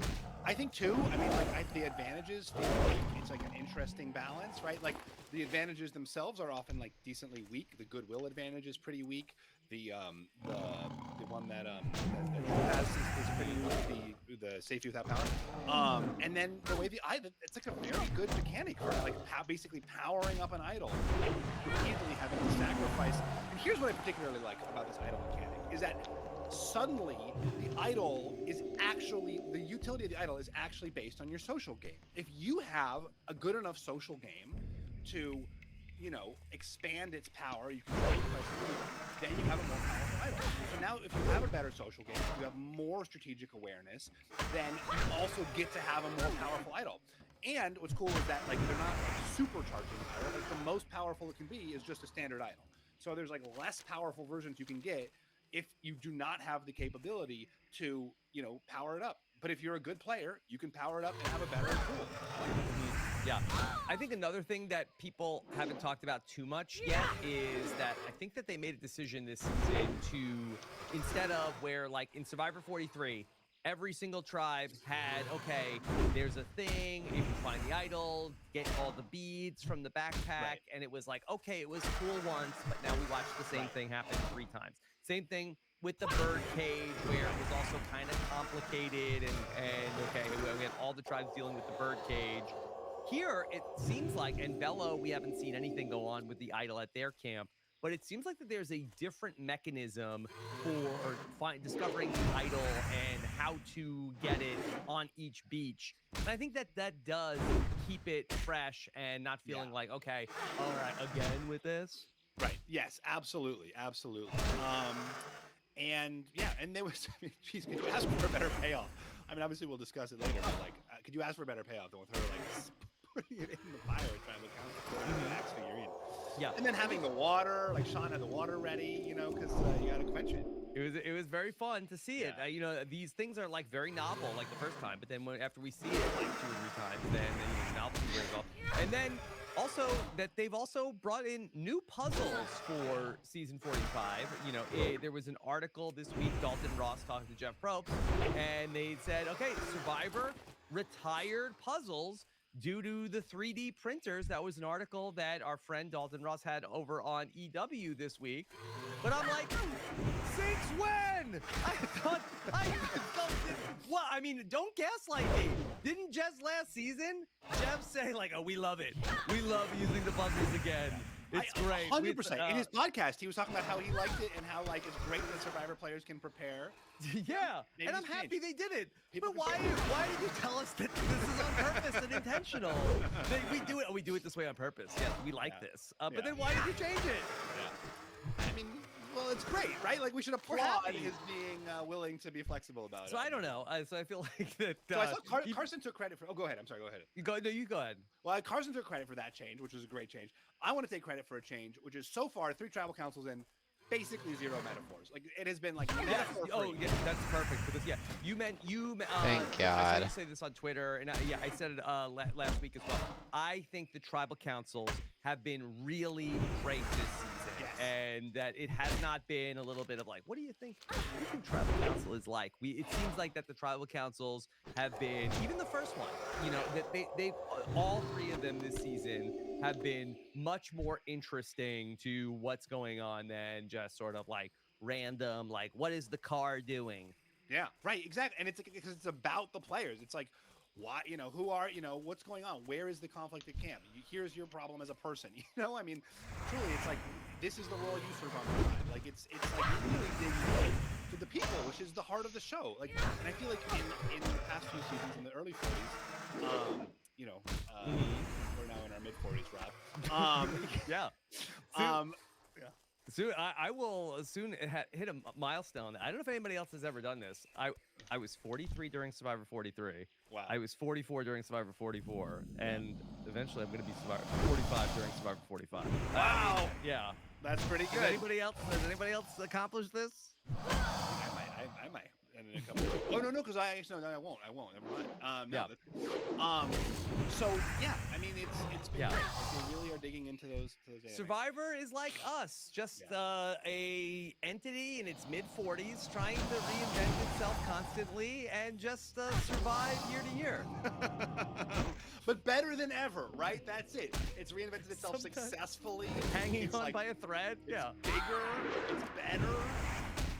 People are constantly mad at us. Yeah. So, all right, Steven, let's talk about this episode because, this is a rarity that you and I A hero has came fallen. to the same I conclusion. know. It's so sad. You get to the same conclusion. You and I both said, you know who the winner of this season is? Sabaya. Oh, it's obvious. Yes. How could you not see it? And now I interviewed Sabaya this morning. You can check out my exit interview with Sabaya, who was wonderful on the exit interview and wonderful on the show. I regret nothing. This was a good pick. Sabaya was a good player. She was in a very bad circumstance. And I would say it. I would say it like, oh man, what was I thinking? No, Sabaya was good. And one of the all-time disaster tribes, who couldn't even remove the people they wanted to remove. Sabaya wanted to vote out the person who ended up causing her demise in the first episode, and literally could not because someone quit, and then had one of the worst, Hey, it's Taco Hunter. Hero has fallen. I mean, I saw that guy at the buff department. Maybe people are already. I don't think her plan to take out Caleb was as bad. I saw a lot of people like, why would you take out the strongest person on your weak tribe? I think there was a lot of good strategy behind that, and maybe that's already conventional since we're a day later. No, I don't think so. Let's talk it through because at the time I'm like, and one of the reasons I liked Sabaya so much was I felt like, okay, well Caleb is a shield for her out in front, and so that's going to be something that's going to. Holy shit.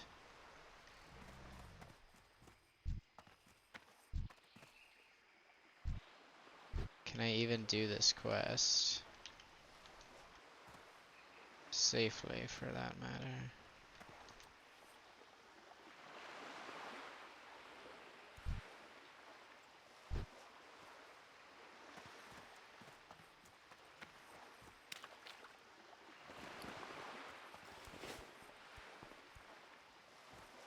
How do I even get up this hill?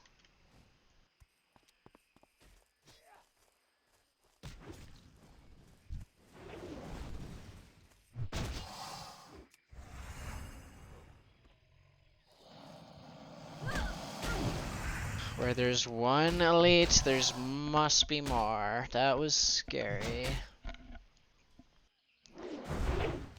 I have to like get in there.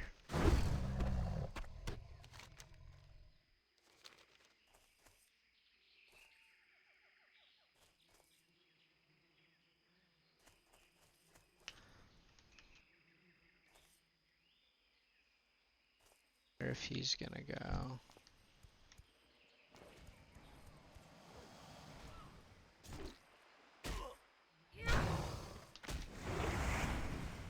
I honestly can't believe it ain't aggro.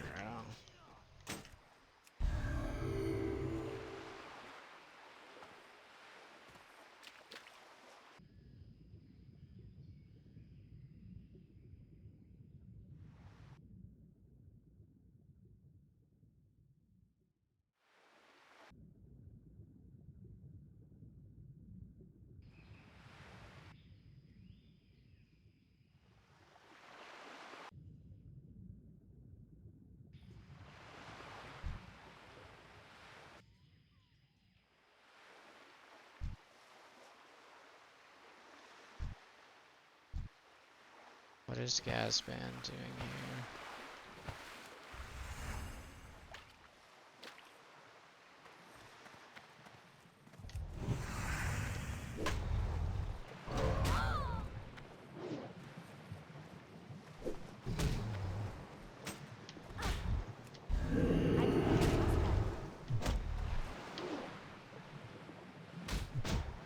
Shit.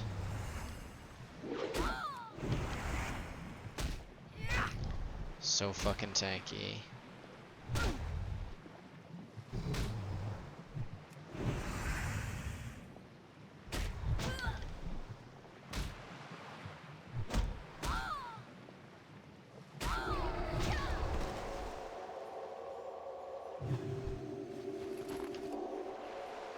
Not good.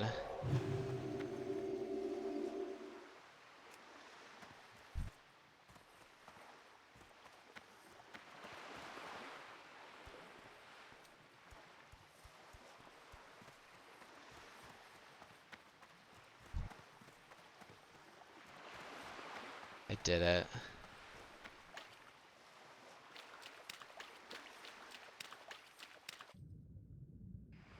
That was scary.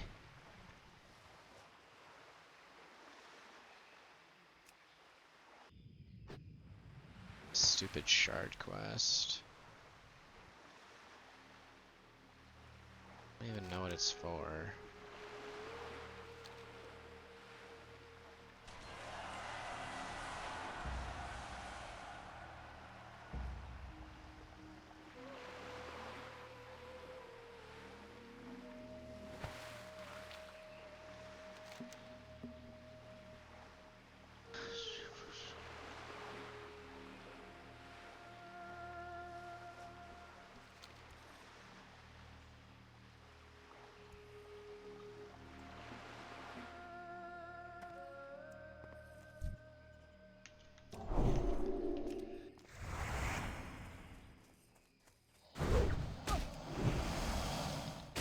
Keep her safe going into the game. But this is something that Samaya herself seemed to take exception with. If you take a look at her Twitter timeline, I think that from Sabaya's perspective, that she felt like Caleb was already forging this relationship with Emily. She was tighter with Sean than she was with Caleb. And I think that in our minds from the show, I think that we were sort of getting things presented really a little bit from Emily's perspective of, okay, Caleb and Sabaya are the pair. Sean is the, the third, the Secretary of State there, the president and the vice president. I don't want to say Speaker of the House. But it really was that from Sabaya's perspective, her and Sean were the pair. Right. And then A Caleb hero was the has third. fallen. And then Caleb was going around and fostering Taco this relationship with Hunter. Emily. Right. That's very interesting. That's very, very interesting. I the am other thing farming is, like, I think what's here. unique about this circumstance is, like, it's not like it's like a even tribe dynamic. It's not like it's 5-5-4. And I think going in as the super weak tribe, you want to appear super weak. And Caleb is not that guy. Like, Caleb is always out in front. He's the first one running, you know, in front of every challenge. Like he basically carried their team to their one victory. And so I think like to come in and, you know, to come into a merge or a swap situation to be like, oh, we're the 3 week, you know, Lulus, like don't look at us. Probably no one would. I mean, obviously this situation did not happen, but probably that could have been a result if it was, you know, Sabaya and Sean and Emily. Like these 3 misfits don't seem to have that much in common. Like they've sucked this whole game, and like let's, you know, blue and red need to fight it out. But with Caleb there, like suddenly like he's arguably the biggest threat in the game. Like suddenly the whole Lulu threat level escalates. And then 2, if you're Sabaya and you're worried about being seen as a pair with Caleb, suddenly you're not like the weakling. You're like a potential power pair. Yeah, and I wonder if you look at it from the perspective of, okay, if you're Sabaya and Sean and you're looking at this and now, okay, so Caleb has this chance to go off on the camp raid, and okay, and Caleb, like the most social person ever, and gets along with anybody, has a big smile, everybody meets this guy and feels great about him. I think that maybe you're feeling like, hey, if there's only going to be 3 of us moving forward, is Caleb going to stick with us? Are we bringing him along? And then he'll find a new home easily, and we're going to be the ones who are sort of left out, whereas Emily, with all due respect, it's like, who's going to work with Emily? Exactly. And it did seem like some of that tension between Emily and Sabaya got you know, resolved. Obviously, you know, she's still out. But it did seem like some of the most intense tension from those early days got dissipated.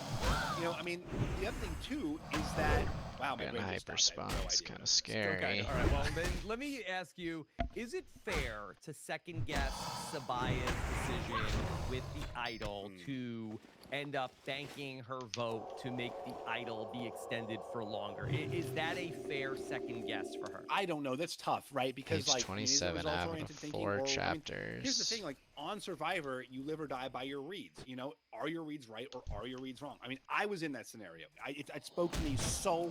I need to be careful about getting stunned in that voting booth. You know, I had my 2 parts spawning really I was like, fast right now. Something's wrong here. I'm like, a hero has fallen. Go down the list. These people are voting this way. Those people are voting that way. And I'm not going to screw it up now. I'm not going to I'm going to stick to the plan. And my reads were wrong, right? Like the person who I thought was with me, you know, Spencer, was not with me. And so, and that's basically Sabaya's.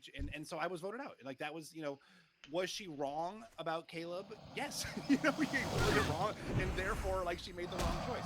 But it's like based on a wrong read. And like, that's where you win or lose Survivor. So, okay, when I interviewed Sabaya this morning, she talked about how, okay, because I asked her about this decision to end up, you know, not vote at this tribal council. And so from what I understood, and she didn't say this, but I'm sort of like intuiting it from what she said, I think that a producer must have said to her before tribal council, like, hey, if you get the thing out of the wax, you got to open it when you go into the voting booth and open it there. Because she said I was going to go back to camp and open. I just wanted to get my vote back. I didn't want to get the advantage. But the producers know that this advantage says, hey, this is only good for this one tribal council that you're at. A hero has fallen. Sabaya wanted to just put the thing in her pocket, cast her vote, which would have then been a 2-2 vote, where it would have been 2 votes for Caleb and 2 votes for Sabaya at this tribal council, which would have forced a rock draw, which would have been very, very interesting. But because that the advantage only was going to be applicable for this tribal council, I don't think they wanted a scenario where it's like, okay, well, I didn't open the thing yet, so shouldn't it be for the next tribal council? Like, the idol was good for this tribal council only. And so she has to make this split-second decision in the voting booth based off of what is going to happen. And we had this a little bit last season with Sarah, and she had the bank a vote. I mean, basically, you can't like have it like a half measure. You have to go into this tribal council of like, okay, this is my thesis for the case of what's going to happen at this tribal council, and then I have to be all in on that supposition that I have of what's going to happen. Right. I mean, and that's so hard, but like, you know, really, it's always going to comes down to. If you're sure you know where Kayla's voting, then you're making a good choice. Now she was wrong, and she was paid the price for that. I mean, I know you're not blaming the producers, and I just want to emphasize that I don't think it's like you wouldn't blame a producer because like she opened the advantage, and then the advantage has to have an effect. So it's like the game mechanic is playing appropriately. I know you're not blaming the producers. Yeah, I'm not saying that there was anything that was inappropriate in terms of like how it was handled. She still had the choice, but I think that they wanted to make sure. And again, this is just completely me speculating. Right. That this was an advantage that was good only at this tribal council, and I think that you would want Sabaya to make that decision rather than Fine, tell her keep back your at the secrets. Yeah, the advantage that you opened. If you voted last night, you actually don't have an idol. You want her to be the one who makes that call, as opposed to just making it for her. But it would have been a very interesting scenario where then a hero has fallen. I guess had she not opened it, it would have been this 2-2 tie. If she did open it and then still cast her vote, she would have had an idol, which I presume she would have played for herself, which would have then nullified the 2 votes against her, and Caleb would have gone home. Let's talk about Caleb. Like, how did he sniff that? Because that was like, I mean, the episode really did. It was funny. It was like everyone was like, "I'm in the middle," and then somebody's like, "I'm in the middle," and then Caleb's like, "I'm in the middle." It made such like a tense, great tribal. I truly had no idea. How did Caleb sniff it out? It's a great question. You're kidding because me. I think there's 2 possibilities of the one that we saw in the episode where it was basically Emily comes to Caleb and says, "Hey, Sabaya is writing down your name." Now, from Caleb's perspective, he knows that the fake plan that Sabaya is telling Emily is that we are writing down Caleb's name at Tribal Council. So I feel like that information alone might not have been like, unless Emily was like so convincing. I mean, but and good on Sabaya. Sabaya laid the groundwork. Another like great big if, but like be like, oh my gosh, Sabaya executed this perfectly, where she told Caleb that the plan was him. But is it possible that in this universe where, Sean and Emily, Sean and Sabaya are really the pair, is it possible that Caleb and Emily were already having these conversations about voting out Sabaya? And could that have even possibly predated when Sabaya said, "Let's vote out Caleb tonight"? I knew Curzon That's was interesting. no good. And so they kind of were already thinking, well, but why? Why would they have wanted to get rid of? I guess at that point you're always thinking like, who's next, right? So, I mean, if you're Caleb and you have fostered this relationship with Emily that nobody else is working with, I mean, if you're looking at it from Caleb's perspective of, hey, do I want to go to this tribal council where, if Sean and Sabaya are You're 1 and 2, I'll be 3. Whereas, hey, if I flip it around and I vote out Sabaya here, who has an advantage potentially, and maybe doesn't have a vote, then it's me and Emily voting out Sean at the next council. And so it looks like, hey, like we've already lost 3. We might lose 4. So I think that from Caleb's perspective, it makes some sense. And it's not even like you're losing like the big strength advantage where you could say like, Sabaya, that's crazy. Why would you want to lose Caleb when he's your best person? Whereas I feel like that the difference between Sabaya and Emily in the challenge like is kind of negative. Yeah. I think that's right. And that's So you could be right that there was more there. That probably was. There always is, right? There's always more there.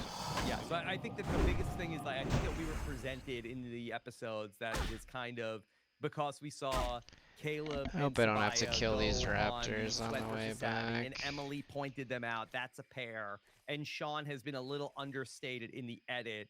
I think that we didn't quite get that it was Sabaya and Sean were the real pair that was at the center of Lulu.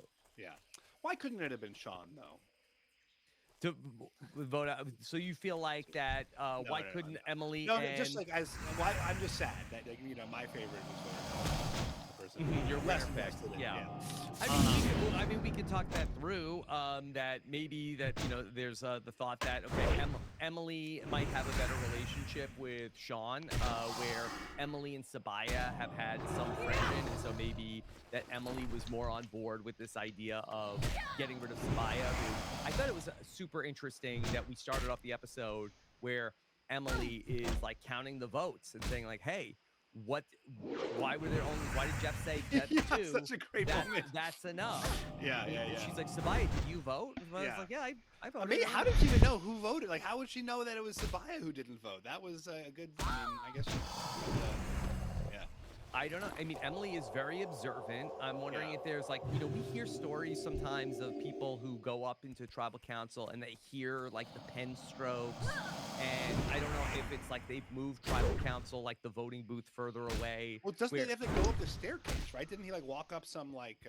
Yeah, there are stairs there, but you know, you've heard. I mean, I have. Did you talk about this from Second Chances? Oh, yeah. Dude. You know, you hear like the brush strokes. It on- really I wants just me saw to it. grind here for a while, darn it. Spencer, when Spencer voted me out, I was like, that's not Sitting Joe. at- Like that's a lot. There's a lot going on there. Yeah. Yeah. So I don't know necessarily why, how she automatically knew that it was Sabaya in that instance that didn't cast the vote, but she did, and she like brought it up in front of everybody. And there's a secret scene actually that Sabaya had retweeted where it's Emily and Caleb talking about that after that, and Caleb's like, hey, Holy you shit, can't man. be doing that in front of everybody, and Caleb is really like they're very close, Caleb and Emily. Yeah, right. And it's a great relationship, right? Getting to be like the mentor is fun too. Like in addition to being the mentee, obviously great friend, great for Caleb too. It's fun to be the mentor, right? It's such an interesting duo of Caleb and Emily, where you have potentially the most social player in the game and the least There's social 3 player fucking in the people game. here. And it's just like that this is such I a just need to fun finish. like yin and yang to like this alliance. Like I hope that this duo can I mean maybe they get split up at the swap, but I'd love to see them, you know, where this journey takes them.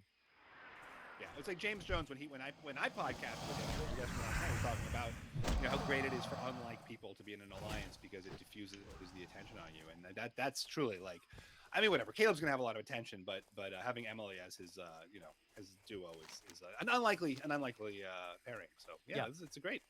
Okay, talk to me about some of these other tribes. We spent a lot of time then with the Reba tribe last night with going on this very prolonged hunt for the idol. Is anybody standing out to you there?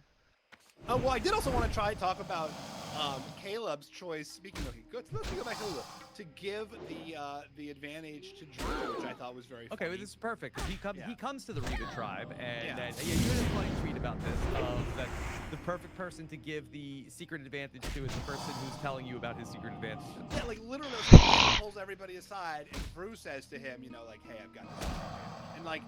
Caleb, we have a confession like, oh, Drew telling me about this other advantage, like, suggests to me that he's here to play. So it's like, all you know about this guy is that he shares indiscriminately information about his secret advantage. Yeah. You give it to him, you know he's going to be telling everybody.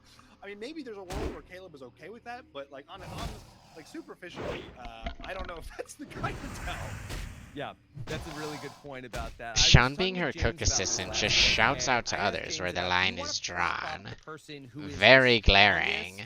Or give more to the rich, or do you want to try to potentially prop up the weaker players? Because James felt like that, yeah, you want to work. If you're a strong player, you want to also see the other strong players do well. Is that what you would do also? Well, I would think you'd want someone who you think is going to be making moves like, successful. You don't want like someone who's kind of like, I mean, look, my strategy was basically your strategy of like find the weakest person and pull them over, right? Like find the person who nobody wants to talk to and bring them over to your group. And I think that worked out marginally well for us both, almost very well. Look at us now.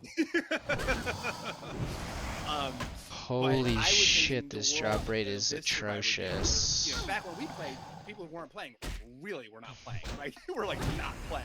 Now I think everyone's playing. It's gotta be like 15. So I would think you would want someone who you would, you could maybe make moves with. So I like it. I don't mind owner's Drew, still by the way, here. telling everyone about his advantages. I Now think these that's other actually bastards are also here. Finish your point because I'm curious to hear. So James, yeah. Well, no, with James, that he is always of the mind get of like out. a Tony in Winners at War. He wants hero like if Fucking you're a big leave. threat, I think that you want to keep the other big threats strong and go after the lesser threats as much as possible. My mind would be, and maybe that I just don't look at the Maybe the I game go from that finish it same up perspective, there. would be like, hey, like Jay Maya, are you feeling like you're on the outs? Like, Right, let right. me give you something to, potentially, like, as you're saying, like one of these people who, might Sorry, bro. potentially like be looking for someplace else to go later on. But, maybe Caleb is feeling like that. He's the person who needs a home after Lulu is basically going down the drain. Yeah, but I just think there's such a tall poppy syndrome now in Survivor, where like whoever seems to be having influence, and the big difference, from our day was like it was so focused around physicality. When we played, it was like, oh, at the merge, you got to go for the big physical guys, and that's not the case at all anymore. So I think that to keep people who are, to keep the people who are nobody's going to be threatened by, basically you're keeping people who are going to like skate it to the end and nobody's going to vote for, nobody's going to take out, and they're going to vote for you out instead. But to keep people in the game who you can work with, but also like B will attract a lot of attention. And that was always what Tony said about Spencer, was like everyone wanted to vote Spencer out, less focused on him. I think is not good.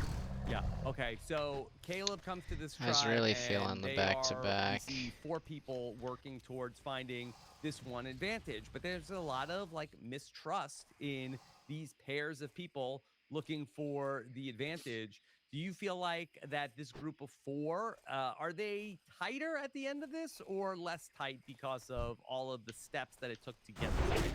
I think tighter. I mean, there's always mistrust, right, on Survivor, and you never fully know. Having like a lie, sort of a transparent lie, is not great. And Drew obviously handled it very badly. It's hard. I mean, it's hard to lie to someone's face, especially with like so early in the game. You do get better at lying to people's faces. But it was a very funny one. Fully like his Napoleon Dynamite moment where he like To did the not like, L's. engage. Yeah, I think it ended up being good for them, especially his decision to kind of share the information. Drew handled it beautifully. And again, like I want to say, like I thought Drew's decision to share all the information, even with Caleb, especially about the safety without power, is good. Like if Drew had like some super powered, like steal a vote, like, and he told Caleb about that, like that's not great, because you're sharing like some really dangerous thing you have that is going to make you a big target. But the safety without power is it's like not that amazing, and so sharing it suddenly feels like, oh, this guy's really underwhelming, right? Yeah, exactly. So all right, we haven't had a real swap in the era, and so I'm just wondering if this changes the metagame at all, where we see a lot of these tribes like, hey, we're working together to find an idol, this is our idol. But in this era where now, okay, and these idols really don't come up very much in the merge. Maddie used the one to get Brandon out, sorry, that she tried to flush Brandon's idol. Yeah, back in the first episode of last season. That I'm just wondering, like, if there are swaps on the table, like if somebody in your tribe has an idol, is this as good of a thing? Are you hoping to get swapped with that person? Because then, they might play the idol and it could be you. Right. Yeah. I mean, there's still that sense of, hopefully. I mean, I think when you're going into the swap, what you're telling everybody is, we're Reba strong, we're Lulu strong, we're Bella strong forever. And then of course when you get to the swap, you're like, we're new Reba strong. But I mean, are you suggesting that maybe Julie should not have given the hammer to Austin? That would be such a big move if they did that. I think they can't. That is just like outright war if you do that. And they don't know a swap is coming. I'm just looking at this more from the perspective of future players. Like, if I know every single season they don't swap anymore in the new era, I'm with this group where we have an idol, but we're really using it for when we get to the big vote at Mergatory, like we're really saving our advantages for that big, like early merge part of the game. Now, if you have swaps, like I think that there is like a higher likelihood that the idol's going to come up before we get to that point. Yeah. So I might be a little bit more likely not to share that information. Yeah. Yeah, it is really interesting. I mean, it's crazy how just sharing everything has become a hero. And again, like I think that's why Drew, being so open about it is smart, because people talk and like everyone's telling everybody else. But yeah, maybe we do go back to like the the Kelly Wentworth, I'm not telling a single person about this thing, like this is going to stay in my sock and nobody's going to know about it forever. I mean, that would be I mean, certainly more sensible. I mean, the problem is with these, a lot of these, I mean, these beware advantages, they really seem to require a group effort. Like, for both of the ones we've seen Target so far, squad, warlock. the people struggled, and it's not clear that like one person could have done it. Yep. And there's still one other idol that's out there from the Bellow tribe that we may see some swap tribe end up going there and discovering that. We didn't talk too much about the Bellow tribe last night. What do you make of what's going on for Bruce and the Blue tribe? Bella's one of the really fun ones because we do see like how fractured their dynamics are. We see that like Jake and Kendra have an individual relationship. We see Kelly and Brando having one, but she's also with the girls and he's also with the guys. I mean, I really like that it's I feel like that's a very nuanced picture we've gotten of a tribe that's consistently winning, so which is really fun. Yeah, it's kind of a bummer that we didn't get to see this group go to a tribal council. I know there's a lot I mean, maybe we will. Maybe it's all getting set up. Well, I guess not. I guess they're not. gonna have a swap, but I mean, I guess they can all get swapped. Yeah. But who do you think it would have been at this Bellow tribe? Like, it started to go teeter towards the arrow pointing to Bruce. Yeah, I mean, it sure seemed like that. It sure seemed like, I mean, Katurah was so focused on Bruce, and it didn't seem like anybody else, like, from what we saw, had so much of a fixation that you could easily see her getting her way on that just by, sheer force of will. I guess Jake also had been briefly a target, until he passed out in the fire.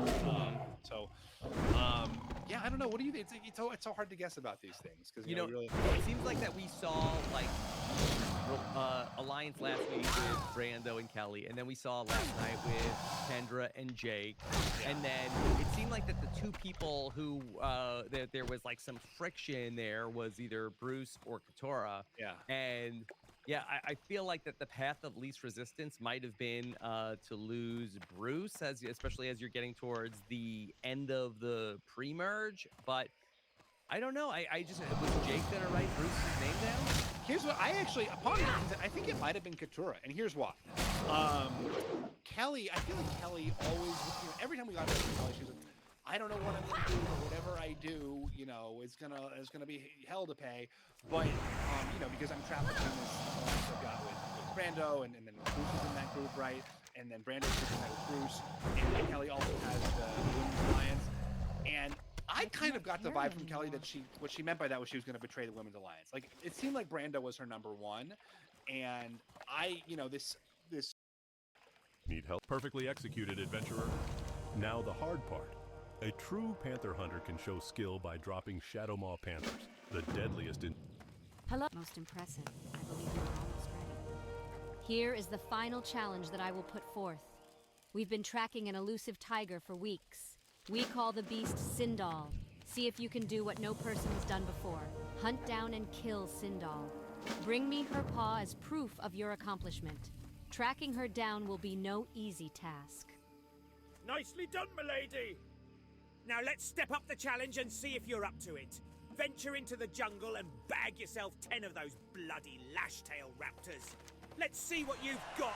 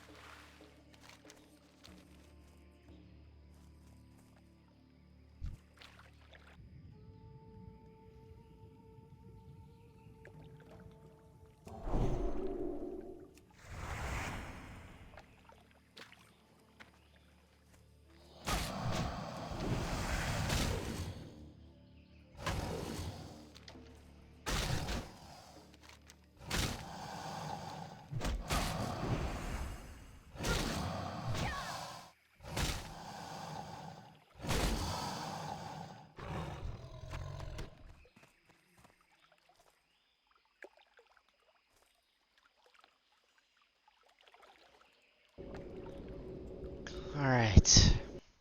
Sense of being trapped between these two groups, my read, and I could be wrong, was that her primary loyalty was going to be to like Brando. So I know that it might have been, and that so it really could have been Katera going on 4 targeting Bruce maybe. Yeah. I guess we'll never find out until maybe we get an exit interview with somebody from that group later on. All right. Steven, you want to take some questions from the listeners, or do you have anything else that's on your plate? Whew, no, I think that was D, great sniff from D, just kind of like reading the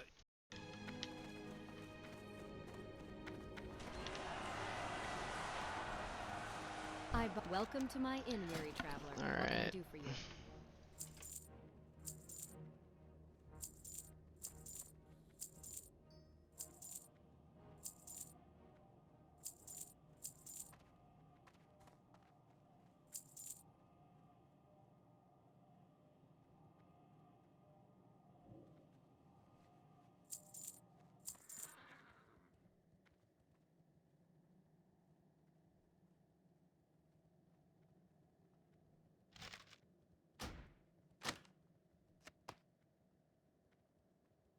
Go with honor, friend.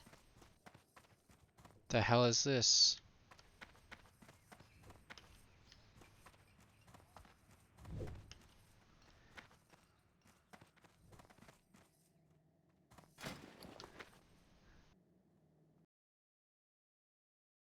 I need some wool cloth.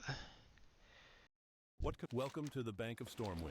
We offer financial accounts and safety deposit boxes for valuable items. Do you already have an account with us, ma'am?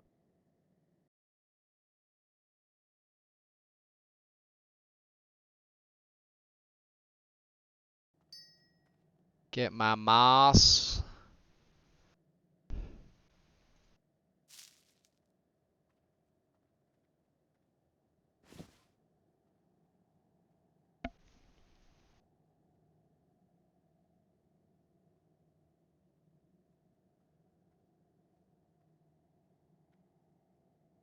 Need to level this stupid ass cooking.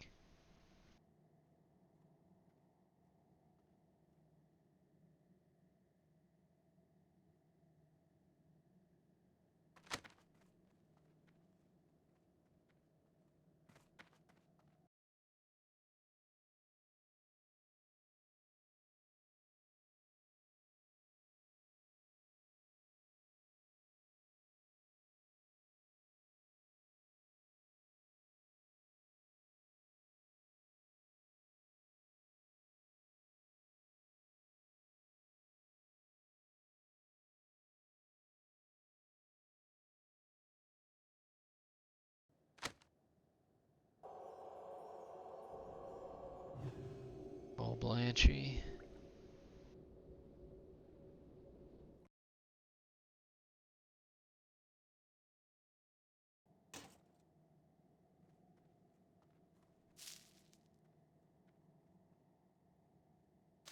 Go with honor, friend.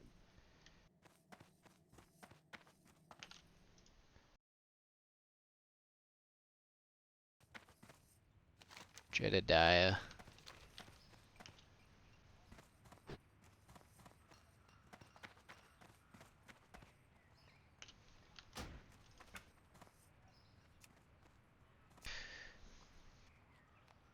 Six 120 wool cloth.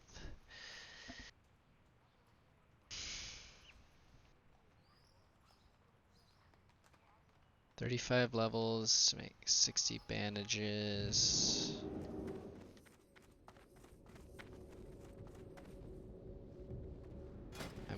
I need 7 levels. Start with 15.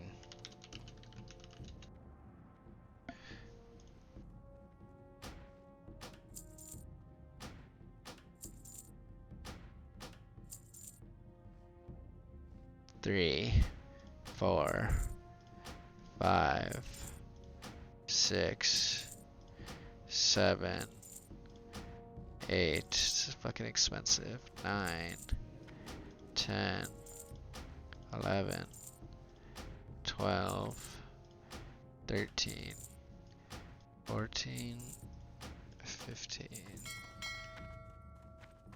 It's like 30 gold.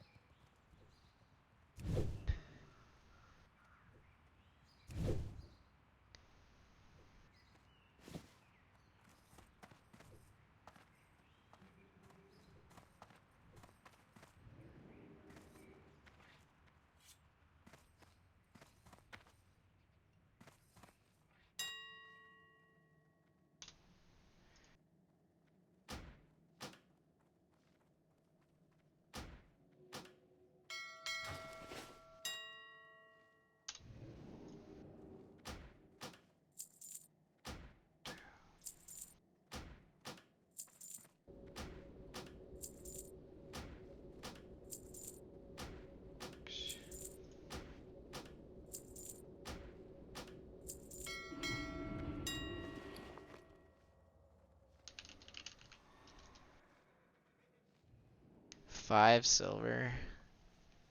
Bro.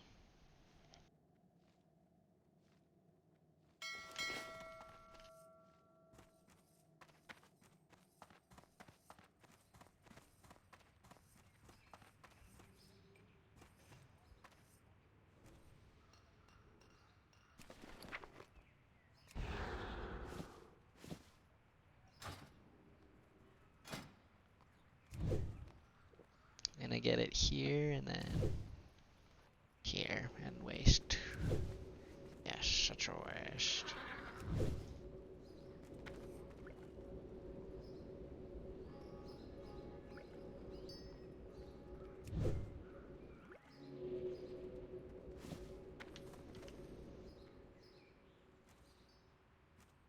King, welcome to my inn, weary traveler. What can I do for you? Be careful.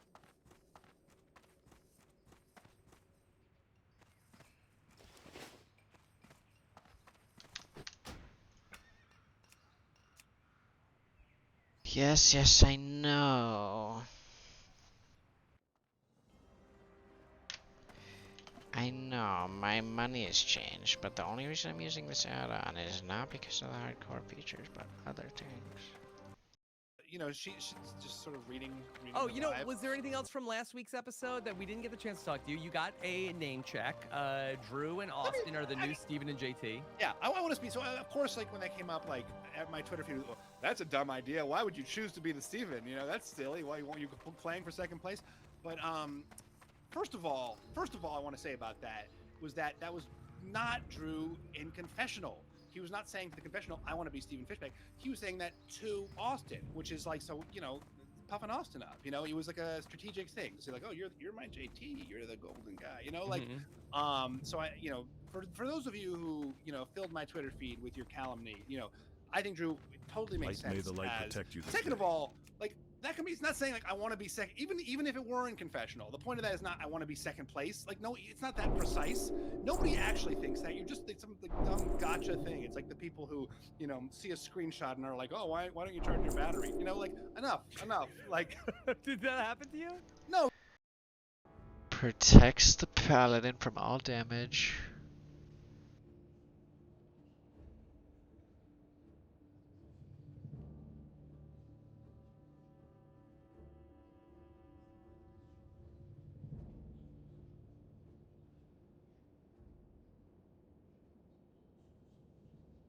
That one's actually really good.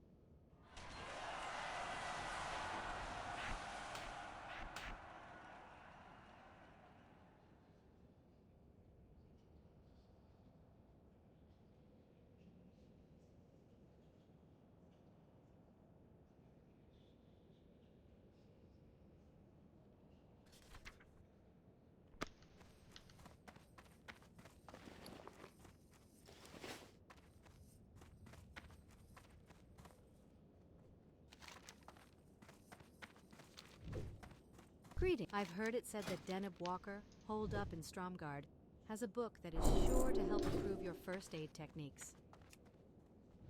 Okay, so 150. No, we make this silk bandage.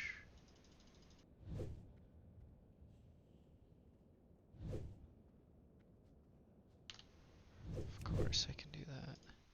Oh, that always happens. You know, like you see someone use not, you know, like it's like a thing. You know, like it's on the internet. Someone has like a screenshot of their level phone. 180. Like, oh, better charge your battery soon. You know, you know what I'm talking about, Rob. Yeah, and it's yeah. like Don't post it's not screenshots that of your phone. immediate. Yeah. It's not that literal. He's not saying I want to be Stephen Fishback. you know, which P.S. I've got a great life, you know. So if he does want to be me, like he's got a great 20 years ahead. Yeah, I didn't think that there was anything wrong with that. I think that, you know, like we've seen it, other people say it before. Like I think that's like a thing to say. Of if you are like a, you know, a young guy and you meet another young guy on Survivor, and it's like, okay, that's the dream of like, hey, let's go, me and you, let's work together, let's go all the way to the end. People aren't gonna, like, we're not that alike. Like you know, I think people are reading too much into. No, but I was flattered and thrilled that it made the made air, and it was very, it's fun. It's fun to still feel relevant, you know, this many years later. So thank you to whomever included that in the episode. Yeah. All right. Anything else from last week's episode that you want to talk about? Anything about Brandon from last week?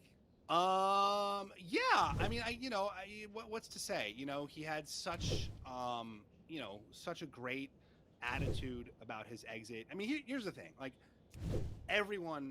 most people, not everyone, but most people on Survivor lose, right?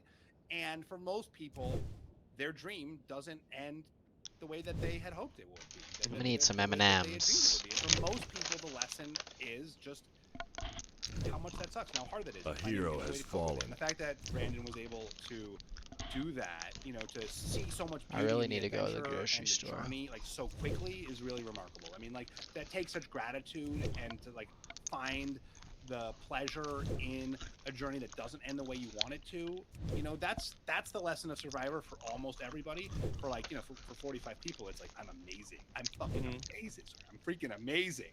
But like for the other 600 of us, it's like, wow, like it's so hard to want something so badly and not achieve it, and like but yet I had a great adventure, and like how do I balance those things? And I'm so, you know, I'm so mad, but like I also have such beautiful relationships. And it really seems like Brandon was someone who's able to like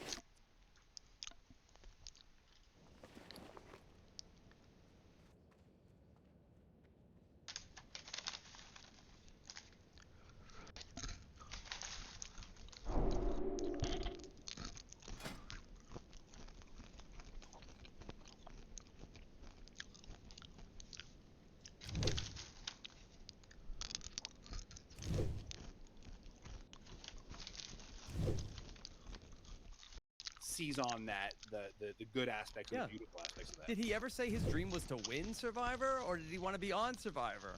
Yeah. Okay. Yeah. So I thought he had a very classy exit out of the game, and then when Jeff snuffed his torch, and then Jeff gave him, I don't remember Jeff ever doing this to another person, that he's like, guys, this is awesome. Jeff's like, get out of here, you. You. Yeah. All right. Let's take some questions from the audience, and then with over 1,500 votes on the poll, still 85% right track for Survivor 45. Amazing that the percentage has stayed consistent over, like, you know, you doubled the votes, and it's yeah. So I mean, really good. Okay. All right. How about Josh Kettles, who's in the chat, says, how does Steven think the self-proclaimed Steven S. Drew handled the situation with Dee and Julie? Night Elves look pretty sick. Listen, again, like, I was in that honest. situation. Like, I had, like I was caught with an idol, or was giving Taj the idol, or, oh no, JT found the idol. It's hard. I mean, he didn't handle it well. Like, you know, he was, like, super awkward. He got up, he walked in the wrong direction. Then he made up a lie, you know, about seafood digging, and then it turned out like, oh, we actually had a clue, you know, I mean, they didn't say that. We actually had the beware advantage, and it pointed us here. It's hard, you know, he didn't handle it well, but you get better. Okay. How about from Justin Feinberg, who asked, is Steven willing to unretire from edit reading to go all in on Emily as the winner? Rip butt smelling. No. I think I'm like... These M&Ms are so good right now. banned myself from edit reading. In my mouth. For being so wrong about... Yeah. But, I mean, Emily has had such a fun ride here through the 3 episodes, where she went from, like, the consensus obvious first boot to, like, really being in a nice spot. As Kira says, Emily is in a seemingly nice position now, but I'm worried for her in a swap. I'm a little sad to see the remaining Lulu broken apart. If she's not swapped with Caleb, is she at risk for an easy elimination, or can she pull off the change in trajectory another time with a new group? Yeah, let's just talk a little bit about Emily heading into a swap. Do you think that she is likely to get picked up, or is some of that stuff from Bruce early on, and Brandon kind of like talked about how she was difficult to work with. She was going to get voted out when he went to go to the journey with Drew and Bruce. Do you think that Emily is a potential swap boot? Emily has a lot of upside as almost because of that. Off and away.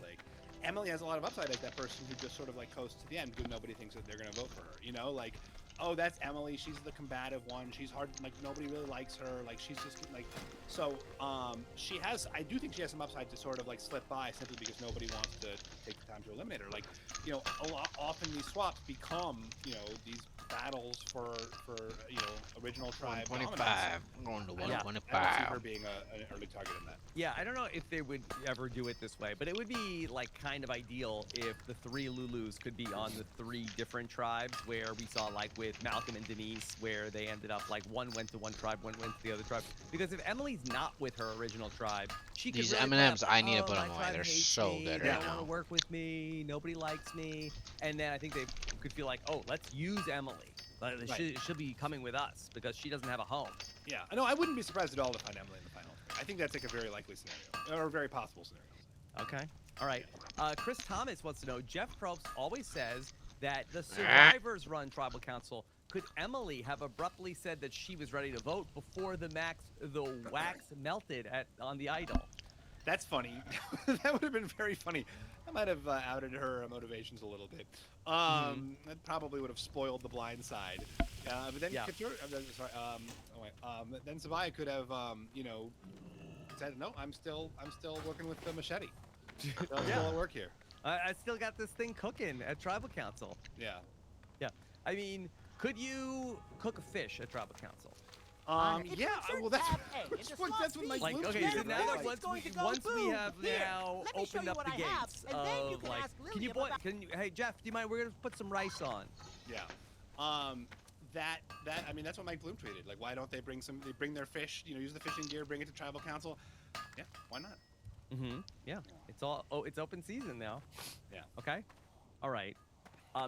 Mike Skull wants to know, why is an immunity challenge win needed to get the Flint? Shouldn't a reward challenge been enough? Yeah, I was saying this last time. I feel like it's a little ticky-tacky of, sorry, Lulu, you didn't win immunity, so you can't have Flint. Well, you're just like, zooming right I feel like I can't win teach immunity you to not go to anything you tribal don't already council. know, Like, but it's Spring not also Spindle Gear like, sure give me can. my You can find rewards when I win a Spindle- reward challenge. Yeah, that is hard. I mean, truly, like a week on Survivor without Flint is insane. Like that, that's so hard. Like a week in the jungle without fire, like that's crazy. I mean, that really is I mean, has any tribe done that? I mean, maybe like the people in Fiji. Has any tribe gone a week without fire? I don't think it's ever happened in the history of the show. I know in Survivor All-Stars, we went to day 4 where we didn't have a flint or a pot and nobody could make a fire, and people were like at risk of potentially like having to be removed. And you know, I think that Steven, I know it was for the longest time that you have to boil the water on Survivor.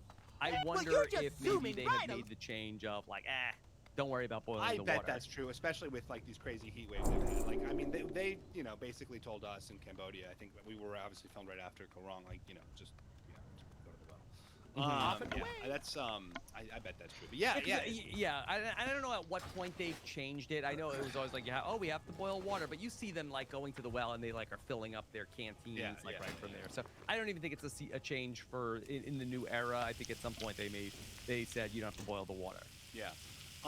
That's likely. I think that's likely. I mean, because you want your contestants hydrated, like as much as you want, you want them to be suffering. But yeah, crazy to not have like. I mean, at night it's freezing. You know, in the cooking food. I mean, it's just like there's so much. It's just like that idea of not having. And they don't have a machete either, right? I mean, that's wild. Truly wild. Yeah. Okay. Then how about Nick Dahlman wants to know, was this the best episode of the new era?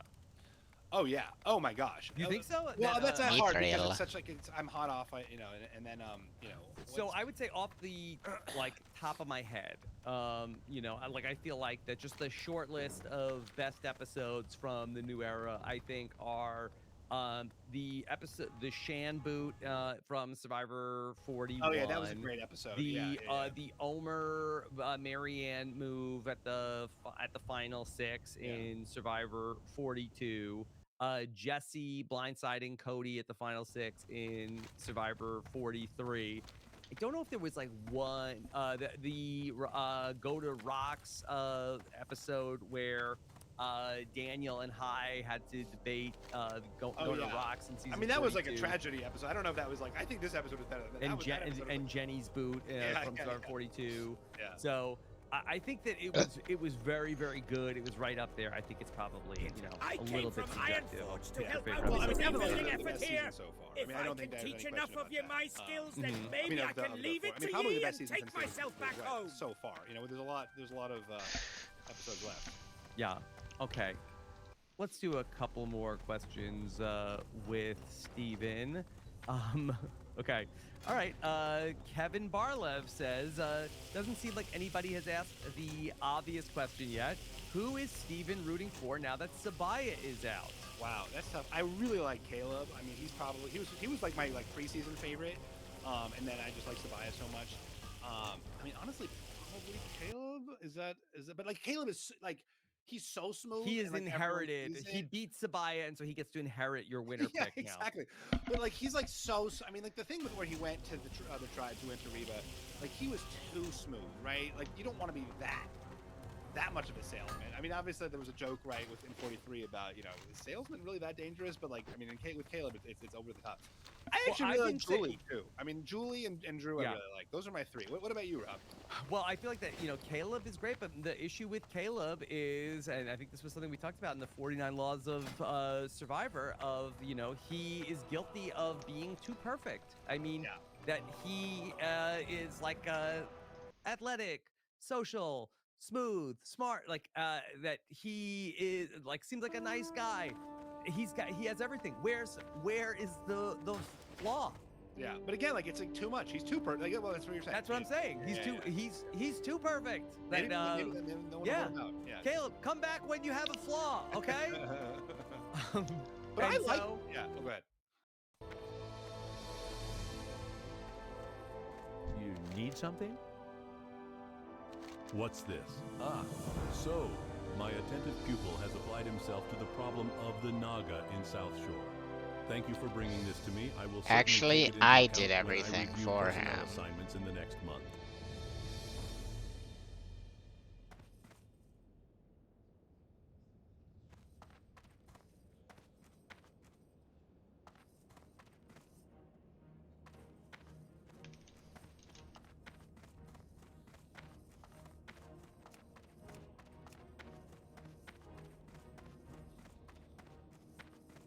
This has been a fast level. I've taken like a 20-minute utilities break.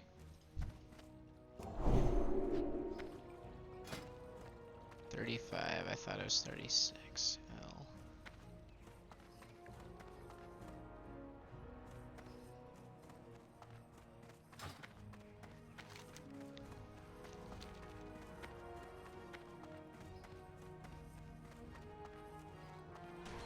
What can I do? I sell only the best gear, tested and true.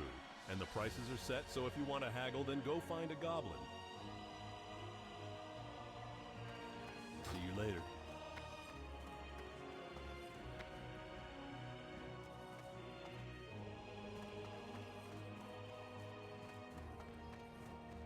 Need help? I sell only the best gear, tested and true. And the prices are set. So if you want to haggle, then go find a goblin.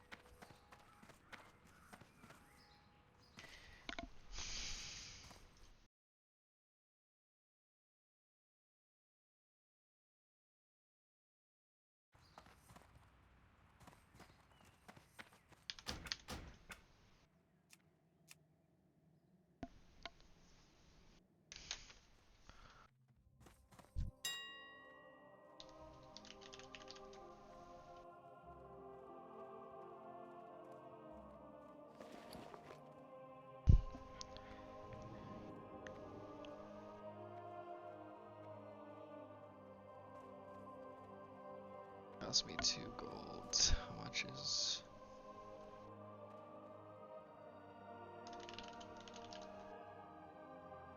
Heavy stone.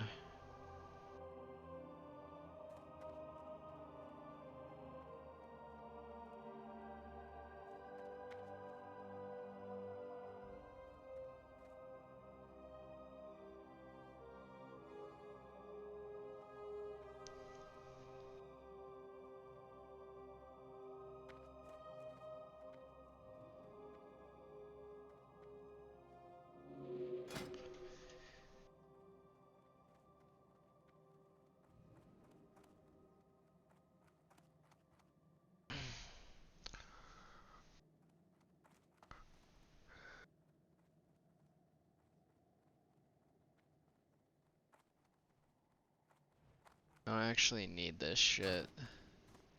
A hero has fallen.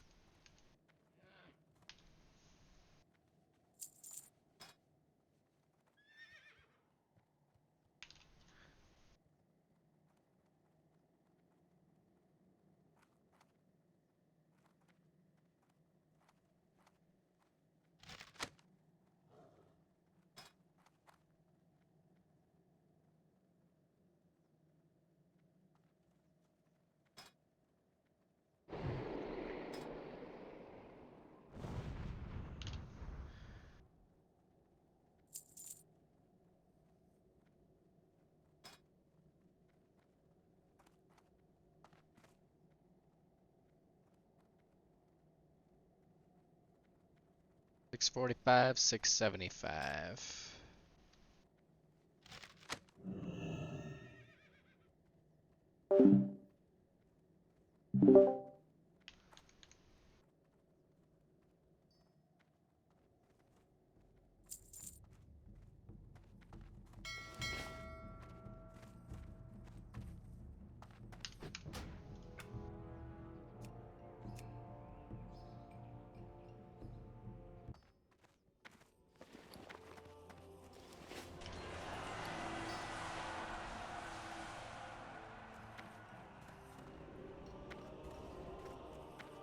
Don't need this scope, but I forgot it was in my inventory.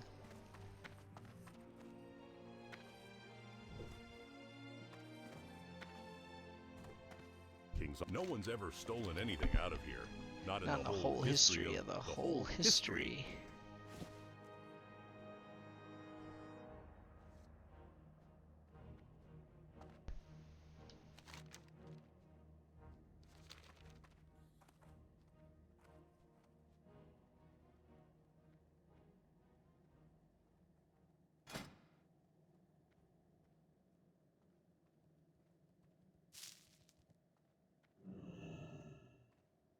Be careful.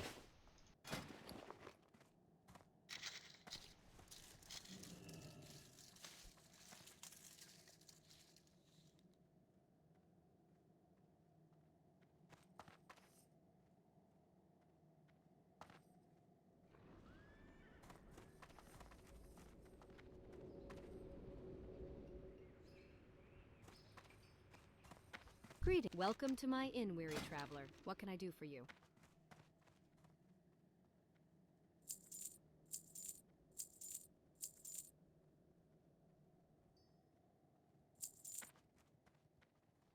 Light bless you.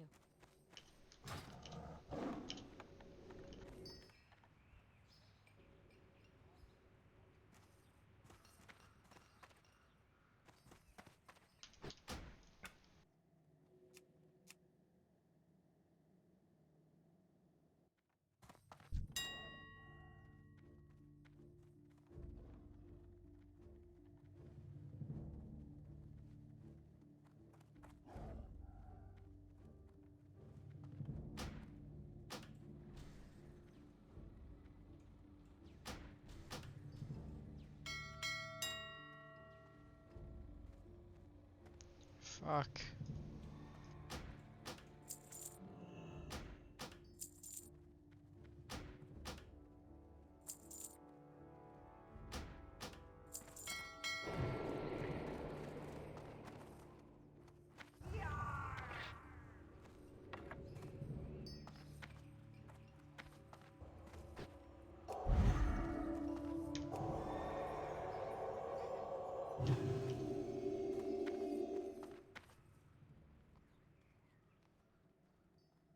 You need. Welcome to my inn, weary traveler. What can I do for you?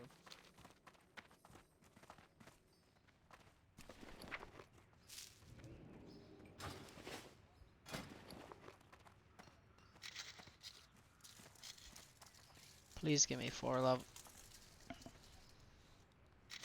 Ah, Shiba. Shiba. Holy shit. 4 and none.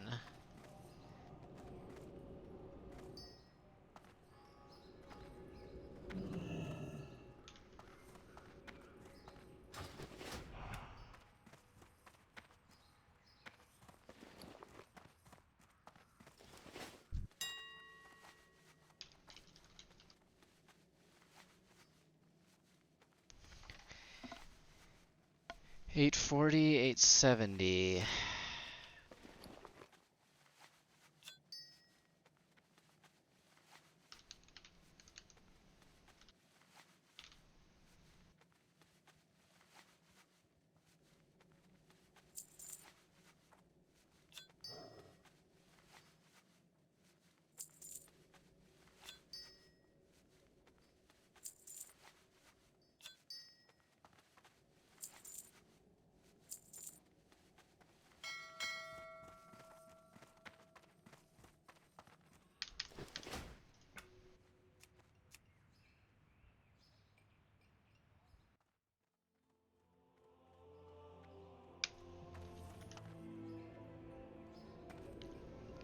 Deja vu.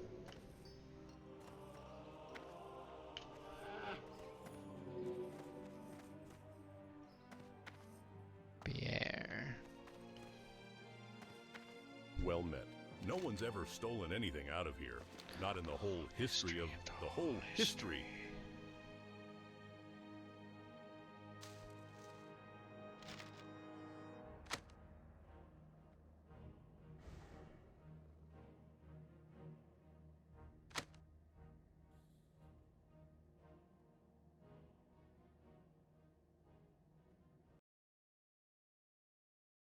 No, of course you like him. Yeah, no, but I was gonna say I like Drew. I mean, like Drew is like Drew presents as so nerdy, but like I think he's less nerdy. I mean, I do think there is like a Basile element to him. You know, like I think he's kind of not wrong about that. Like he's got a lot of charisma. I think he's got like some up. Yeah. You know. I like Julie too, as you mentioned, but I like everybody. It's a great cast. And I think that's another reason why people are really responding so well to this. We do have a comment here from the chat. Marianne Oakett says, I want to say that Steven was eaten, and I am not a liar. Sorry. So to be fair, Steven was eaten. I'm actually not. It's Fishback, not Steven. Yes. Yeah. There you go. Where is it you would like to go? No, that is fair. For just a few coin, my griffins can get ye there faster than even the swiftest horse. Yeah. Okay.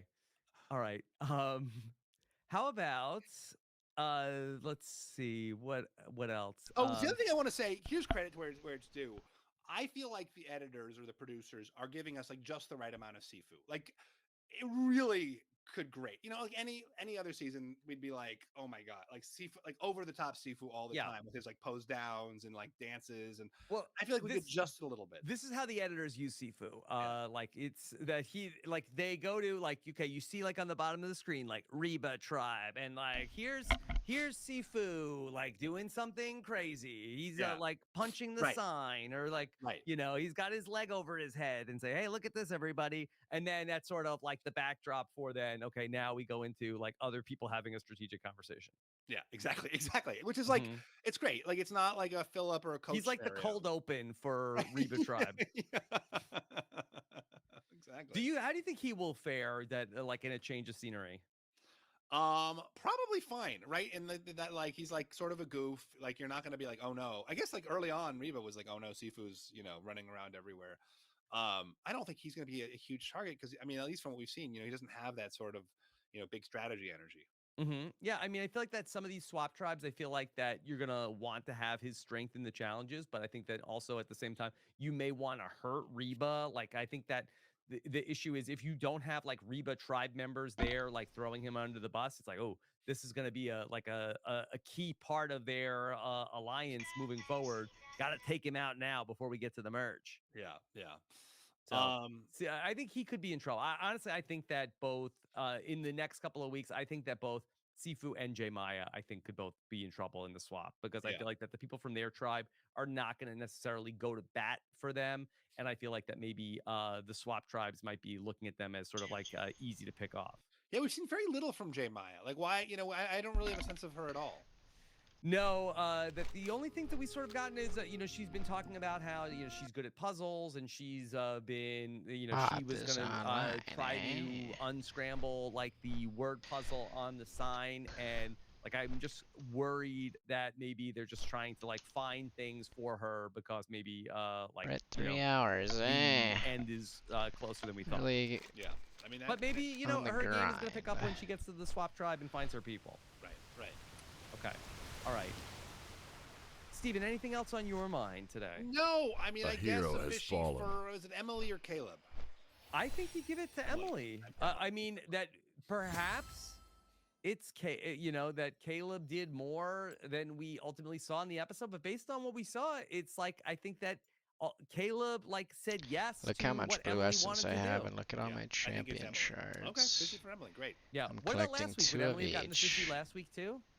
Except for the champions that I'm already level 7 What as. happened? Brandon got voted out instead of that Emily. I remember, but like, yeah, instead of Emily.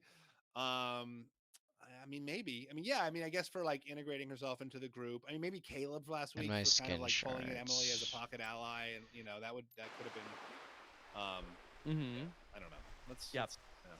Yeah. I asked Sabaya this morning in the exit interview about why this tribal council to try to get the idol out of the wax. What she said was she tried to do it at the last tribal council, and she tried to do it like with her torch and some of the other like smaller fires. But she said that the other fires, like she couldn't like sort of like do it like secretly off of the other fires. I had thought, and we got a lot of questions about this last week, that you need to have the flint, it needs to be in the tribe fire. No, that apparently was not the case. Yeah. Such a great moment. I mean, truly, like Sabaya for All-Star for second chance. Like, let's just like, can we, like, next season needs to be a second chance. Just for it's like this I season, like, need we're it to bringing be back second Bruce. chance. Like, we're bringing I back have some Sabaya. bad news for you. Yeah, I don't think that's the case. Just flip it, or like, you know, it's like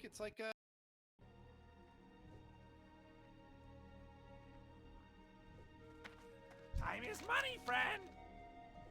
Talk to me! So my information was correct, as usual. Interesting.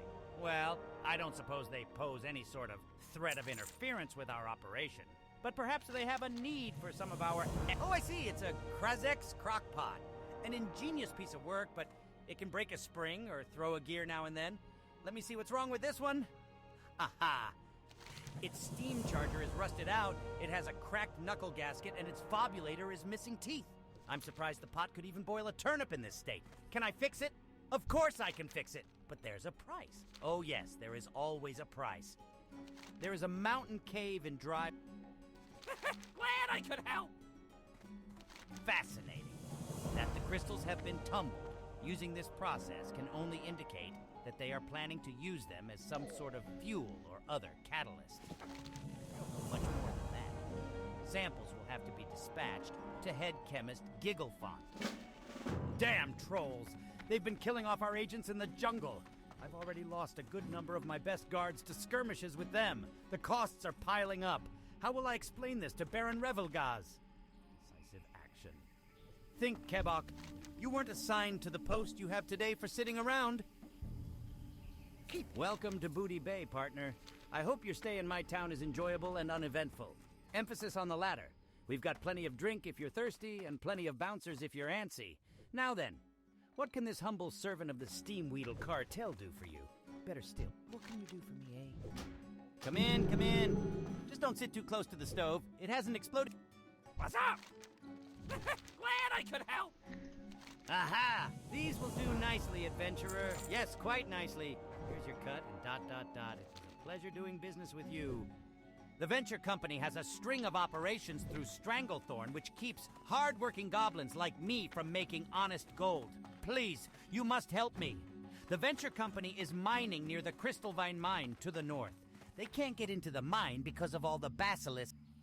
I have work for one such as you. Well met, traveler. There's opportunity to be had here if you're clever enough.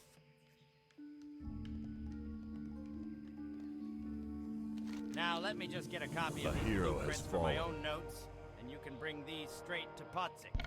Wouldn't want him to think that one of his sponsors was abandoning him. You should be all set to go. Stings. Give Podzik my regards and tell him that if he ever needs anything, not to hesitate to ask. I'll be waiting for the news that he breaks the track record soon. So the stories were true. Incredible. However, we will need to figure out a way to defeat the curse of the Stone of the Tides, if we are to retrieve it.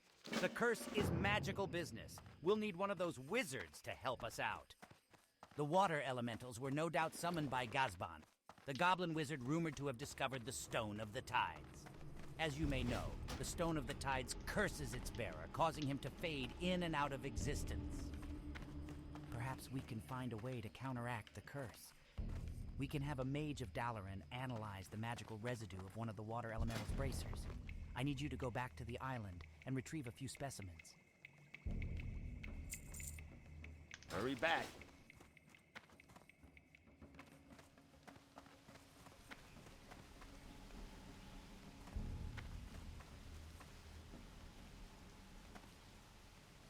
Where's your shop owner?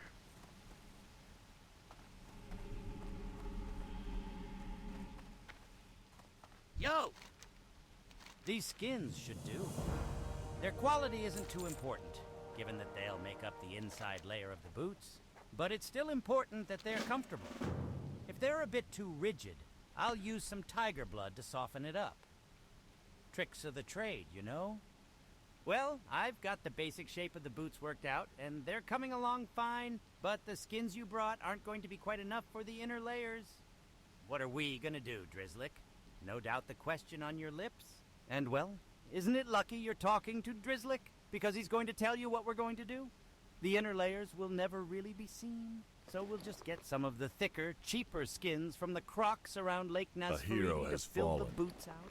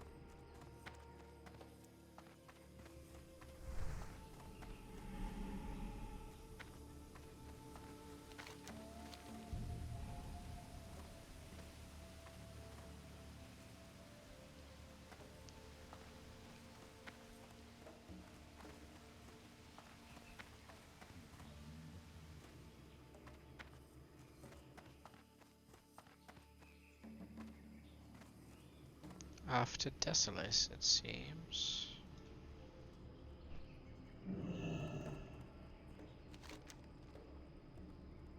Oh. Fastest griffins this side of Airy Peak. Want to take a ride? Very good.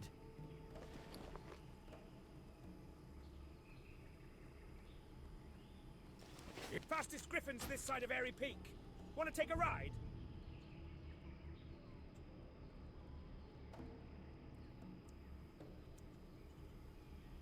Alright, we're going to Dunmerog.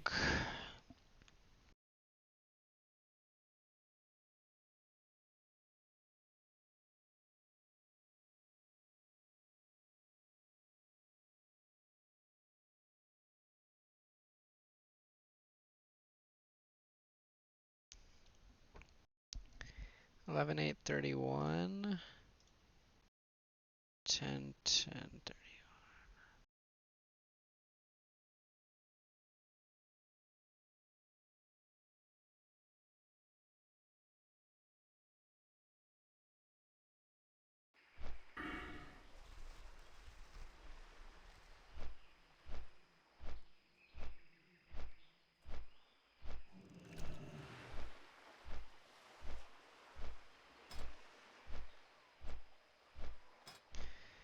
I'm gonna go Vengeance. And then I don't know, maybe I get Repentance. Having Repentance just in case I need it.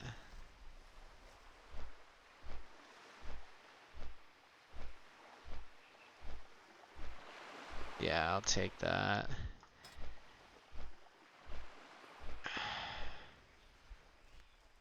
And then I think I go Intellect. I don't know. These ones seem terrible. I'm sad I got that.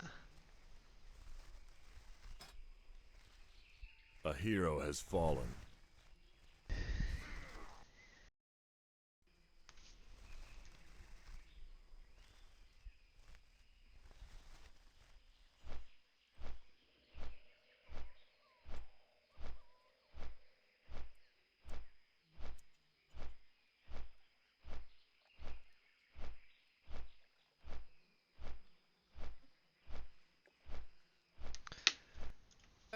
That they did it last time, you know, like immediately do second chance and then, you know, figure out the air dates later. Yeah. I don't know if they don't seem like that they are too keen to want to bring people back. So crazy because like after second chance they were like we're doing a second chance every season, you know, like they were so high. It blows my mind that they never went back to that. It just seemed like that it was so universally like loved, the idea of like we're voting people in, and they had to like do some logistics, but it just seems wild that they never went back to that. Yeah. I don't know if they don't seem like that they and then, you know, figure out the air dates later. That they did it last time, you know, like immediately do second chance and then, you know, figure out the air dates later. Yeah. I don't know if they don't seem like that they are too keen to want to bring people back. So crazy. All-Star for first. Such a great moment. I mean, truly, like Sabaya for All-Star for second chance. Like, let's just like, can we like next season needs to be a second chance just for it's like this season. Like we're bringing back Bruce. Like we're bringing back. I have some bad news for you. Yeah, I don't think that's the case. Just flip it, or like, you know, it's like that they did it last time. You know, like immediately do second chance and then, you know, figure out the air dates later. Yeah. I don't know if they don't seem like that they are too keen to want to bring people back. So crazy because like after second chance they were like we're doing a second chance every season, you know, like they were so high. It blows my mind that they never went back to that. It just seemed like that it was so universally like loved, the idea of like we're voting people in, and they had to like do some logistics, but it just seems wild that they never went back to that. Yeah. What are you gonna do? Yeah, maybe Survivor 50. Yeah, okay. It looks like the chat is saying maybe Caleb last week. Yeah, I think Caleb last week for bringing in Emily, and this week Emily for bringing in Caleb. All right, Steven. Well, what else is going on for you? Just how's the new baby? Great. Yeah, it's great. No, it's great. I mean, it's great. You know, it's life. It's amazing. Like life has been created, but like the stage of life where like they're just sort of like wailing and eating and like not like interacting or like in your existence. It's like this 7, like the first 2 months are are the worst stage of life. I think. I mean, it's rough. Yeah. The You're in survival mode. Yeah, we're a month in. I mean, like, and so I'm counting that. I mean, I remember very acutely that like last time at 7 weeks, I was like, no, I'm out. I can't do this. And then suddenly it took a turn. So I only have 3 more weeks to get to that point. Okay. All right. Well, hang in there. Yeah. I appreciate you making time to talk about Survivor. Like I told you at the start, before we went on, this is the best part of my day. So otherwise, it's dirty diapers. So get to chat with you about TV it's a blessing. Okay. All right. Well, nice to get back on here with you, and we'll do it again next week. I want to tell everybody else about talked about the Survivor stuff, but look, Steven, we still have hit 36 faster than I hit 31. Claire Rapson is going to join me for that one. That should be a lot of fun. For the patrons tonight, you'll get to call in and ask your questions on the patron Q&A at 7 p.m. Eastern tonight. We sent out the links to the patrons for all of that. Then tonight, I'll also be live for a Big Brother eviction. Steven, Sari is on the block tonight. Uh-oh. Is it going to be her? Fine. It's fine. It's fine. She's been in much worse situations than this. Is she going to win? I think she's going to be there in the end game. I don't know if she's going to be able to. I think that if I had to guess, I think she probably is sort of like, 3rd place, 4th place. But that's what she does. That's her thing. Yeah, she's right. Be right there, maybe come up a little short. But we'll see how it goes. Less than a month to go in the Big Brother. What is this warrior Steven, doing in We've got Desolace? still 2 more events coming up. I'm going to be in Brea, California for 2 nights for November 1st and 2nd for 1 night of Survivor and 1 night of Big Brother. And then I'll be in New Orleans on December 6th for live shows. Yeah. Wait, when? December 6th. There's still time if you wanna get there, Steven. Okay. We will be together for those shows. Tickets are available at robhasawebsite.com/events. Thanks everybody so much for joining us, and have a good one. Take care. Bye. Bye. Exactly. Oh my gosh, this is amazing.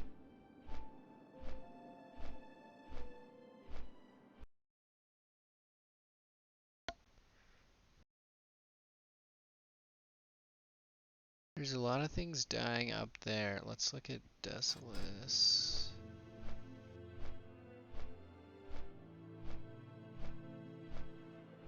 Undead Ravagers. Drowning.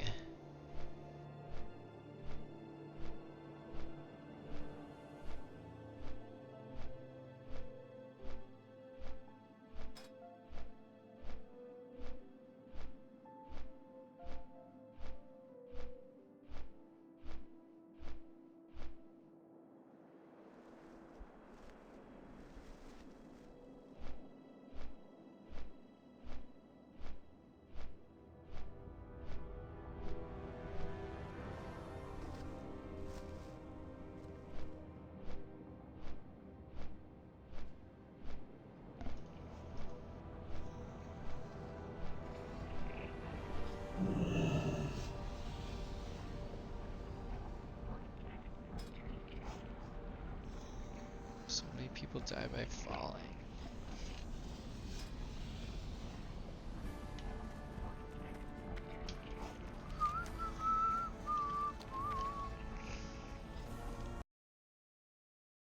Rule 1 is offline. This fucker. Maybe we continue playing.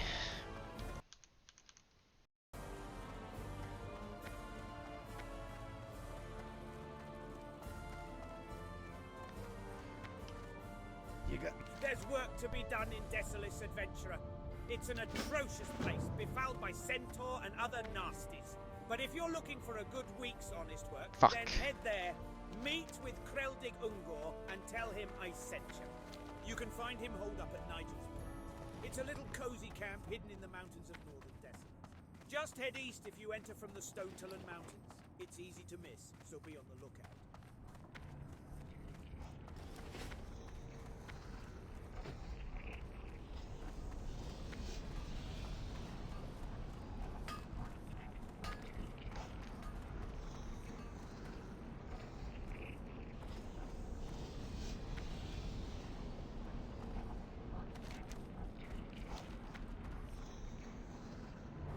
I need a new web.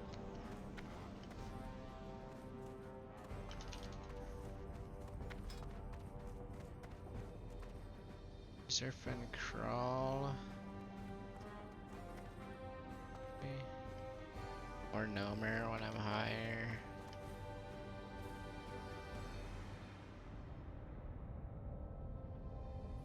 I should try Nomer, I think. What's on your mind?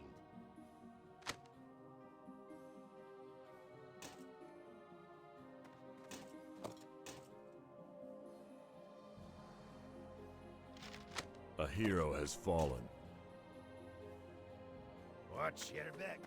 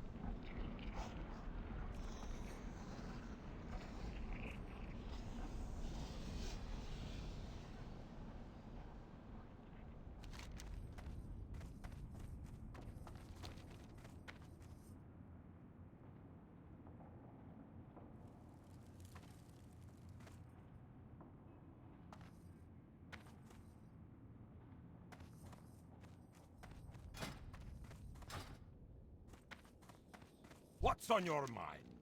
Be good. Ah, encryption, a specialty of mine. Let me see here. I decrypted the letter, but I don't know what to make of it. You found this among thieves in the Alterac foothills? Very strange. You should take this to the Magistrate of South Shore. Although this letter is cryptic, his is the closest town to Alterac. If a threat is brewing, then he should know.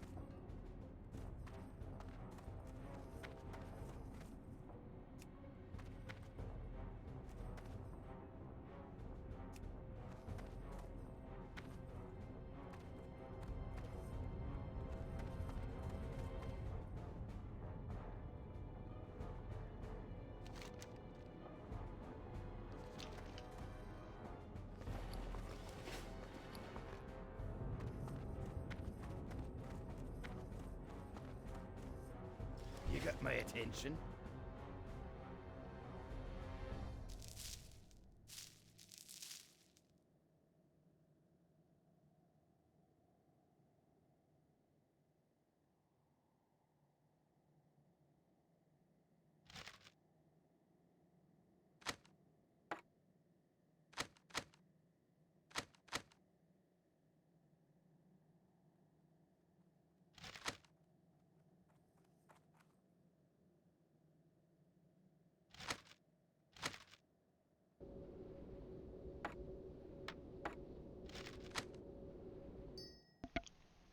Off with you.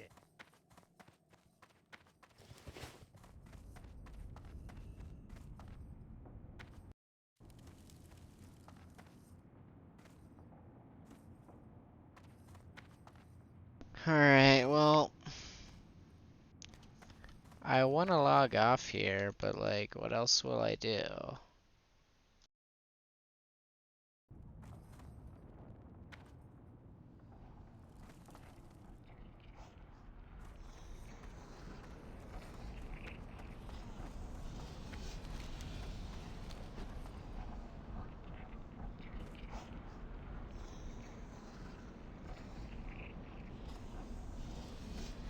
The Wildhammer dwarves might have fast steeds, but can those airy pink griffins stand the heat of the Great Forge? I think not.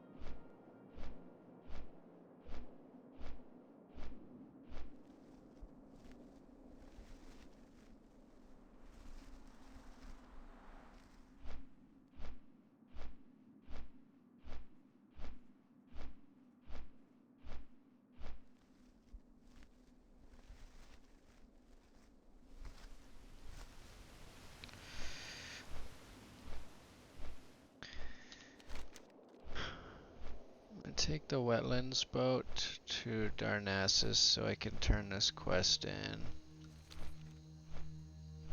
Actually, I think that's what I have to do anyways.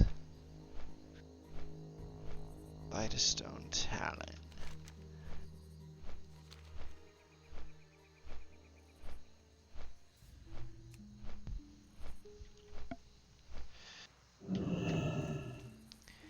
I do not have the flight path because I did not deem it necessary to get.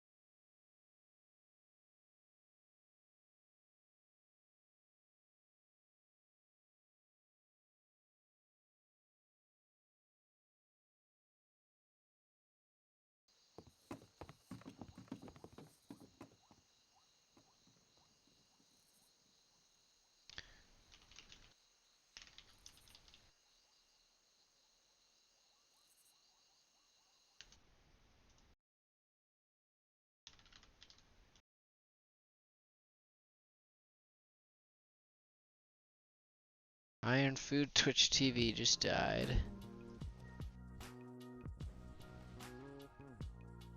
At level 60. Your mounts like they're buffering automatically.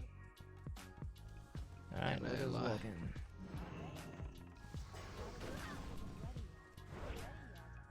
Wait. That's not it. One of my friends who's also a viewer of the channel is he knows how to mess with the death log, so he fucks with it. And yeah,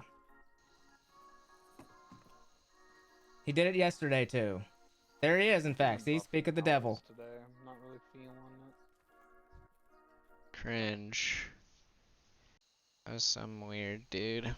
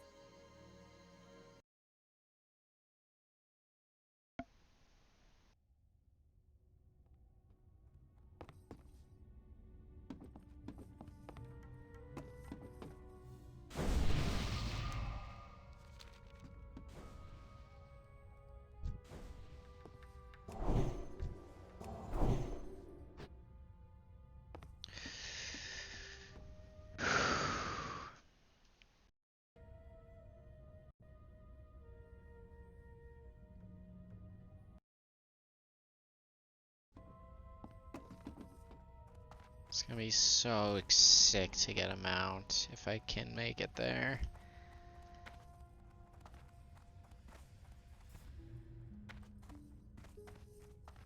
So yeah, I have Desolus, back to Stranglethorn, then probably Swamp of Sorrows, which apparently is really risky.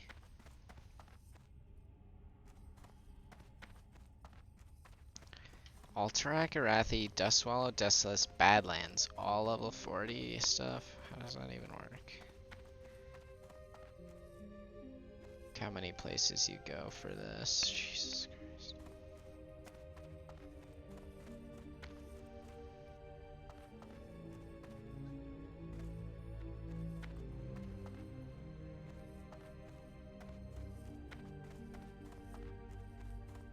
Hello. The hippogriff is a noble beast. Proud What up, and Shoddy? swift. They are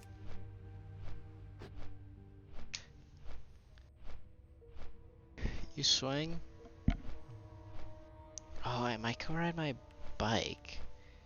Maybe I'll go ride my bike tomorrow. Or today.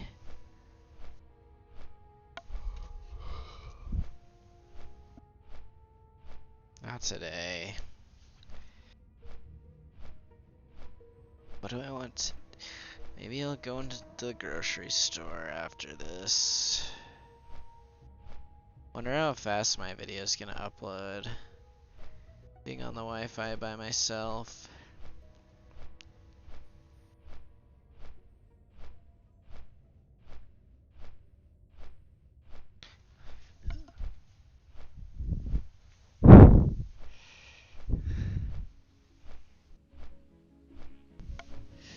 I need to do laundry.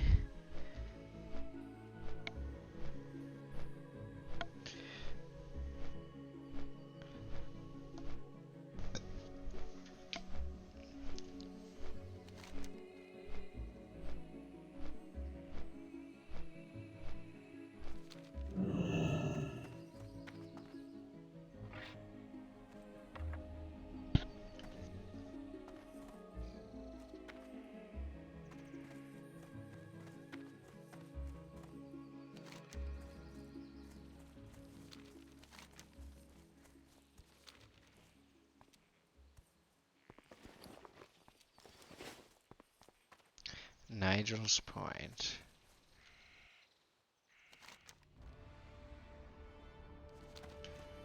God, I have to walk so far.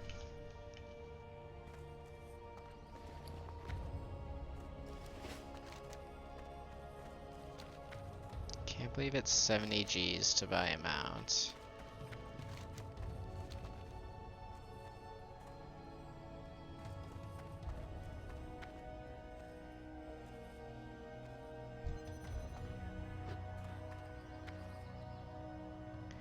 I like got kind of close to dying earlier.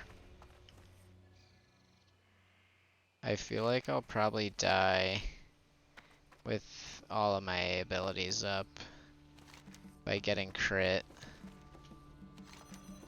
Being too confident and standing and fighting and then getting crit in the face. So now I have Divine Shield, which lets me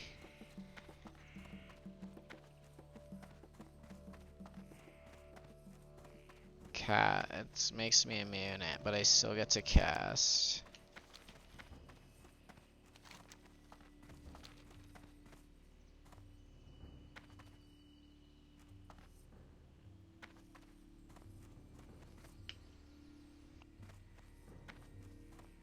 Meat vendor.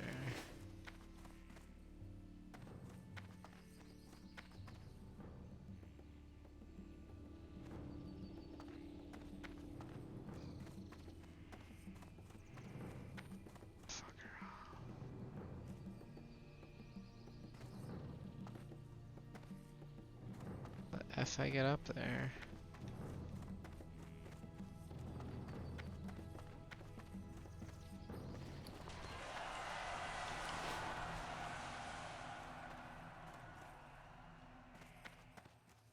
How the F do I get up there?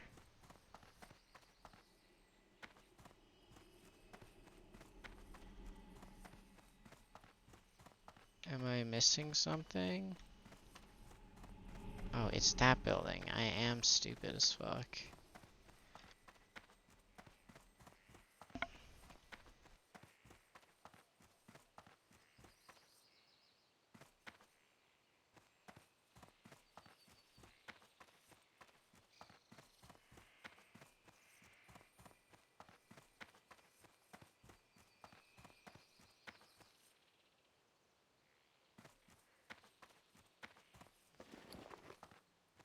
The loon be with you.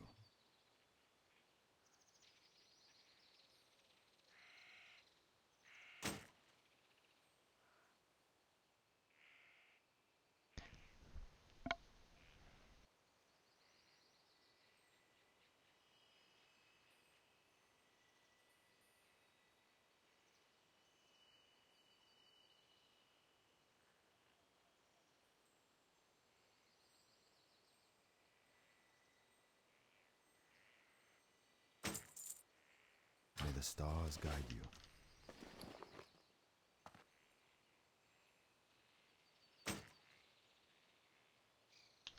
What brings you here?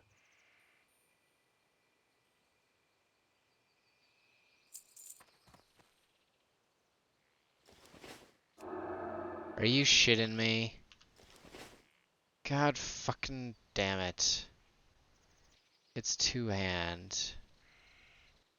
I need a one hand.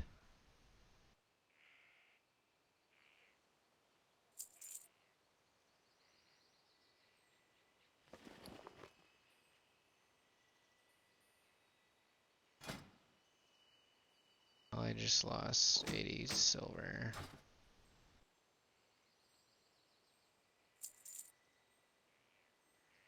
The loon light your path. Ishnu Allah.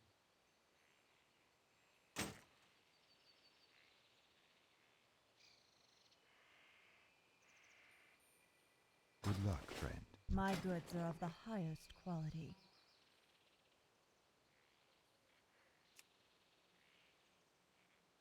Good luck, friend. My goods are of the highest quality.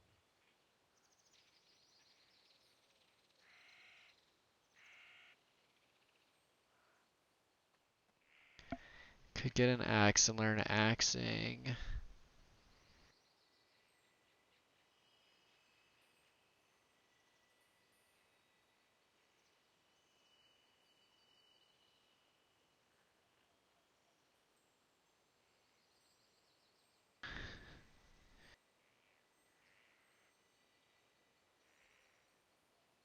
goddess watch over you. I don't use it enough for it to be worth it. See, I want a better offhand for when I switch to my shit. Ishnu Allah. No, 'tis not fair. Oh, Where's the cruel and XP? intolerable Whoa. world. I must now carry this burden of grief and not let Heralath's work die with him. You were brave to journey from such a dangerous place, adventurer. Minus But 3 please leave me spirit. now. In solitude I shall mourn.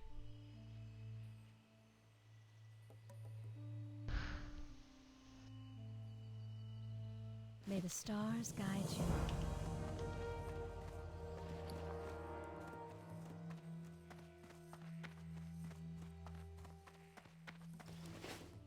How may I help?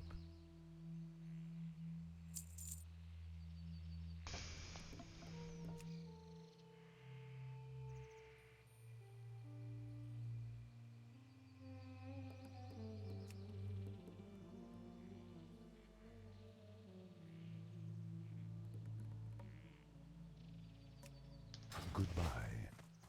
A hero has fallen. Rip.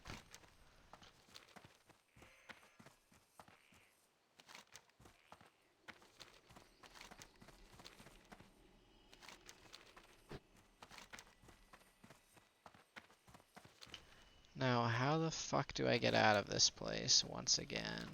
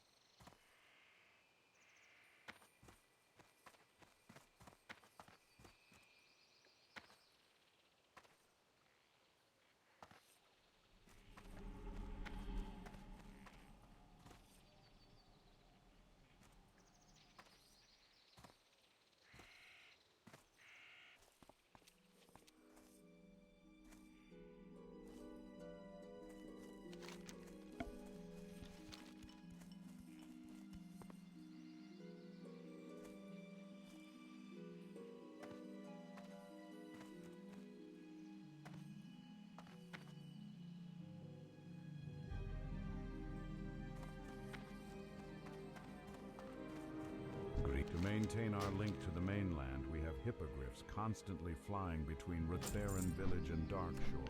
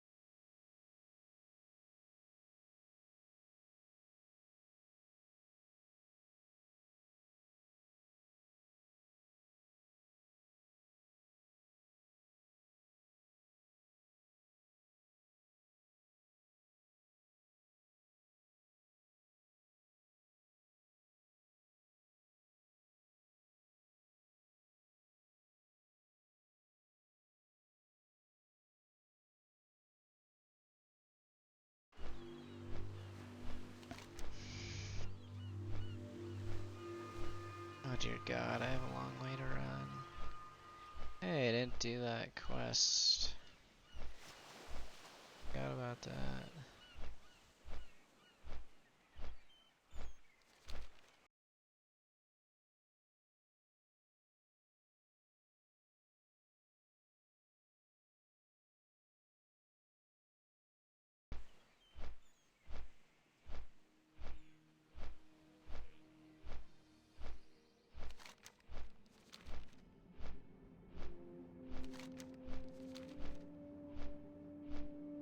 It's 4. It'll probably be around 4 o'clock when I log off.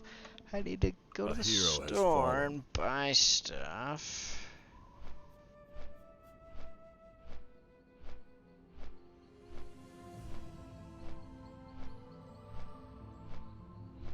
Be back by 6 for baseball and national bouldering finals.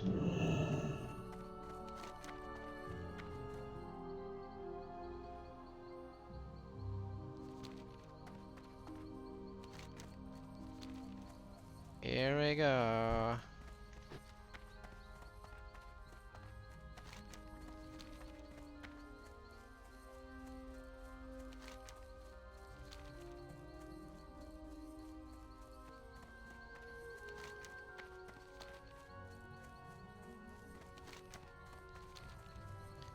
Why does Horde need to quest here and kill my things? What the lore is for that?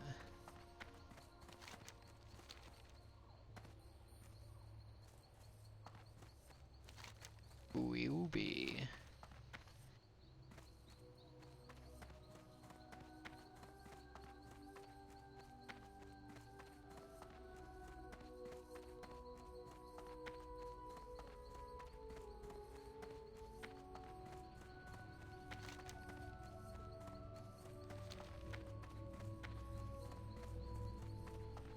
If I get there and I already have the flight path, tell me not.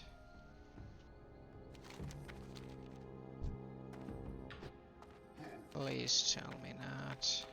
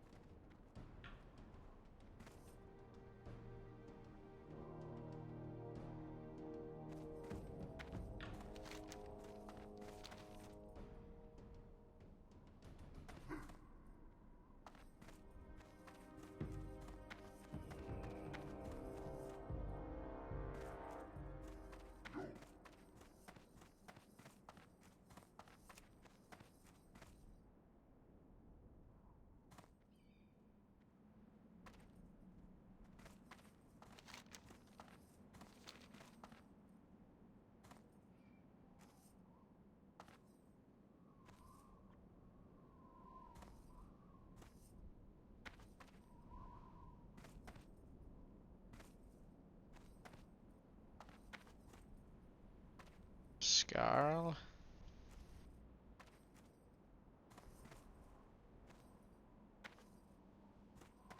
Do I need to go to the store? Yes, I do.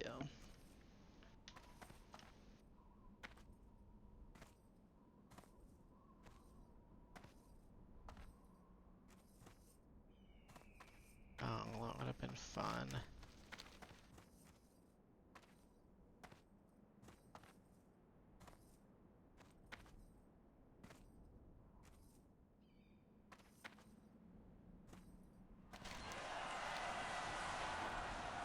To one of my least favorite zones in areas in the entire game. Also, where I dinged level 30 on Dark Kinfun. Fun fact.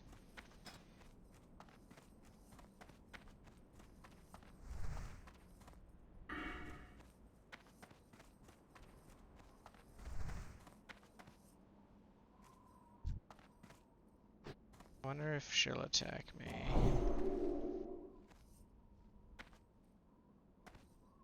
Seems no.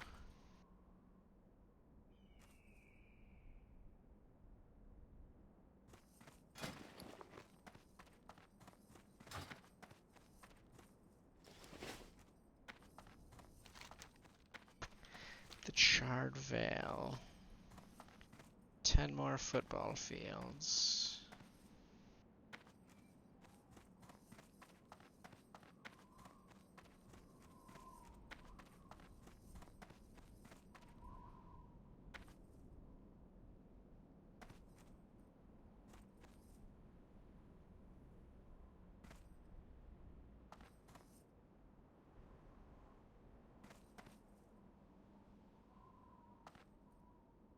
I need milk and banana. I need my wallet. Where's my wallet? Shit. I literally don't have it. It's gotta be in my car. It's got to be. I keep forgetting I lost it. And I'm just realizing, well, at first I'm like, well, I have another card. What's in there? My driver's license. My fake ID. The worst thing in there is my Link credit card because that was given to me. I also had a free coffee in there. Let's see, there were 4 cards, 2 IDs, 2 credit cards. Yeah, that sounds right. And can't believe no fuckers are here, killing every single mob. And my free coffee card. And my wallet, just in general. Some dumbass child is stole it.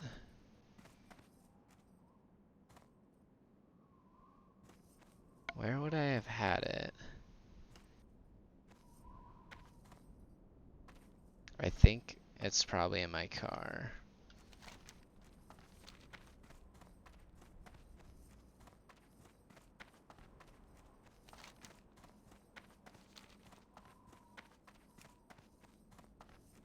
Holy shit. It's fucking REXXAR, bro. It's fucking REXXAR, dude. Why is he here?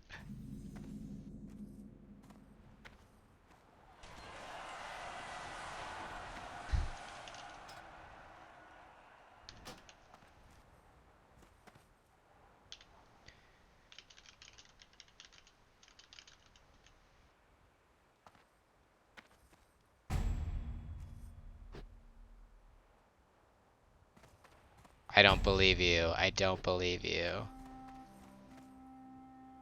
What the fuck is REXXAR doing here? And Misha, never not me. Actually, it's always Huffer.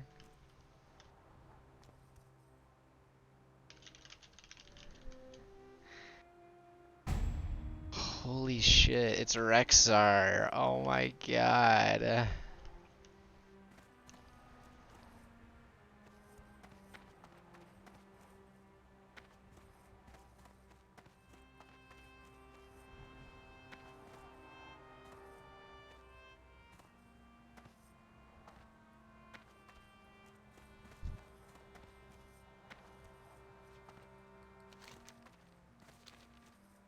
I don't believe you. Okay, don't then. Okay, well, now I kind of believe him. Because someone else said so. Still not putting my life in the hands of 2 randos. I got a chat message. Fucker. This fucker. He just said he's coming. And I was just about, well, I guess I'm getting off WoW, but like, I was just about to go to the store to get milk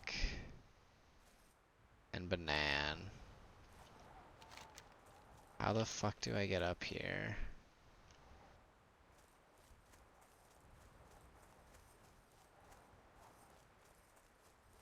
A hero has fallen. Is this seriously the path? How in the shit would anyone find this?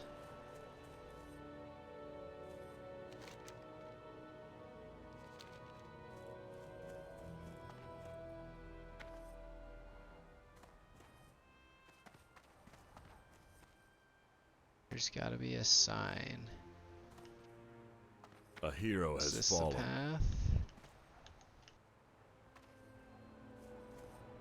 This must be the path.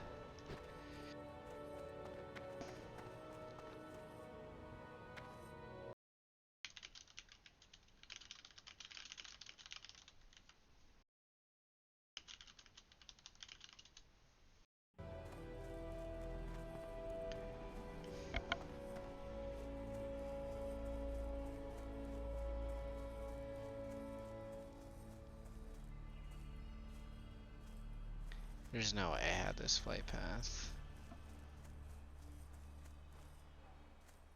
I am Valarial, adventurer. I've come here to discover the whereabouts of two missing nobles of a Darnassian merchant family. House Malum, the father of the house, fears the worst, and I am to do everything I can to find his missing children. I have yet to start my search for Tyrannus or Dalinda, but I'm hopeful I shall not be here long. Belinda Gates. Last word tells of them passing through the Stone Talon Mountains a few weeks ago. If you find their wagon, please come find me immediately.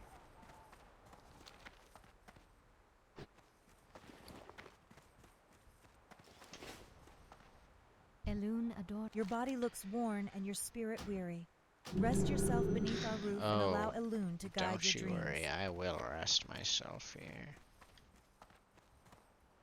I gather all these quest lands.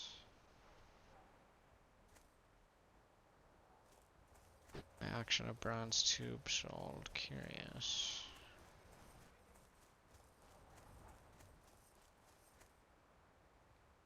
Glad to see the reclaimers aren't in short supply of work, or adventurers willing to help out. I'm Kreldig, adventurer.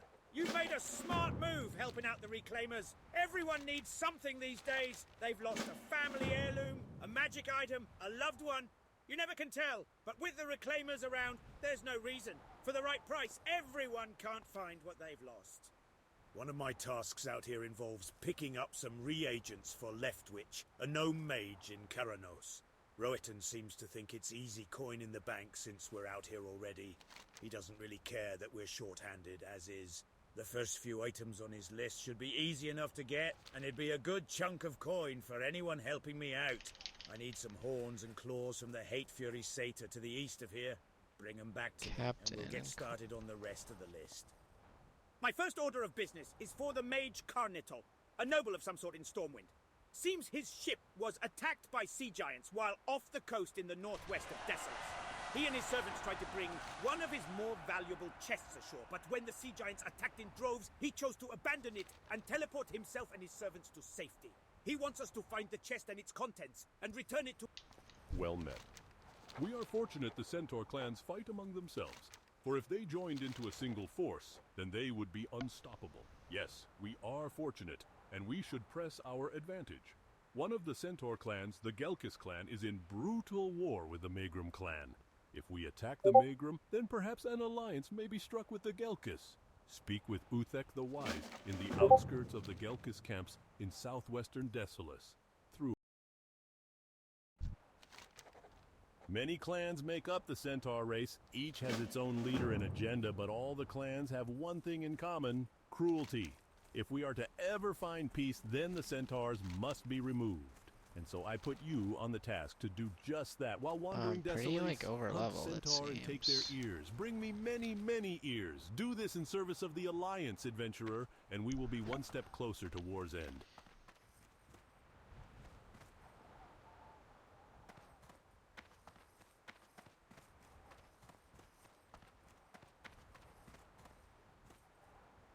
Alright. 4 hours, 14 minutes. We are now in Desolace. I think on one of my old classic characters, I might have walked into Desolate. I mean, I know I got this flight path on Dark Kinfun, and on my old character, I went to level in Desolace, and I was like, this is so boring, so I logged off. But Yeah, we're in Deathless now. Exciting. 36. Very exciting. Very exciting. Alright, thanks for watching.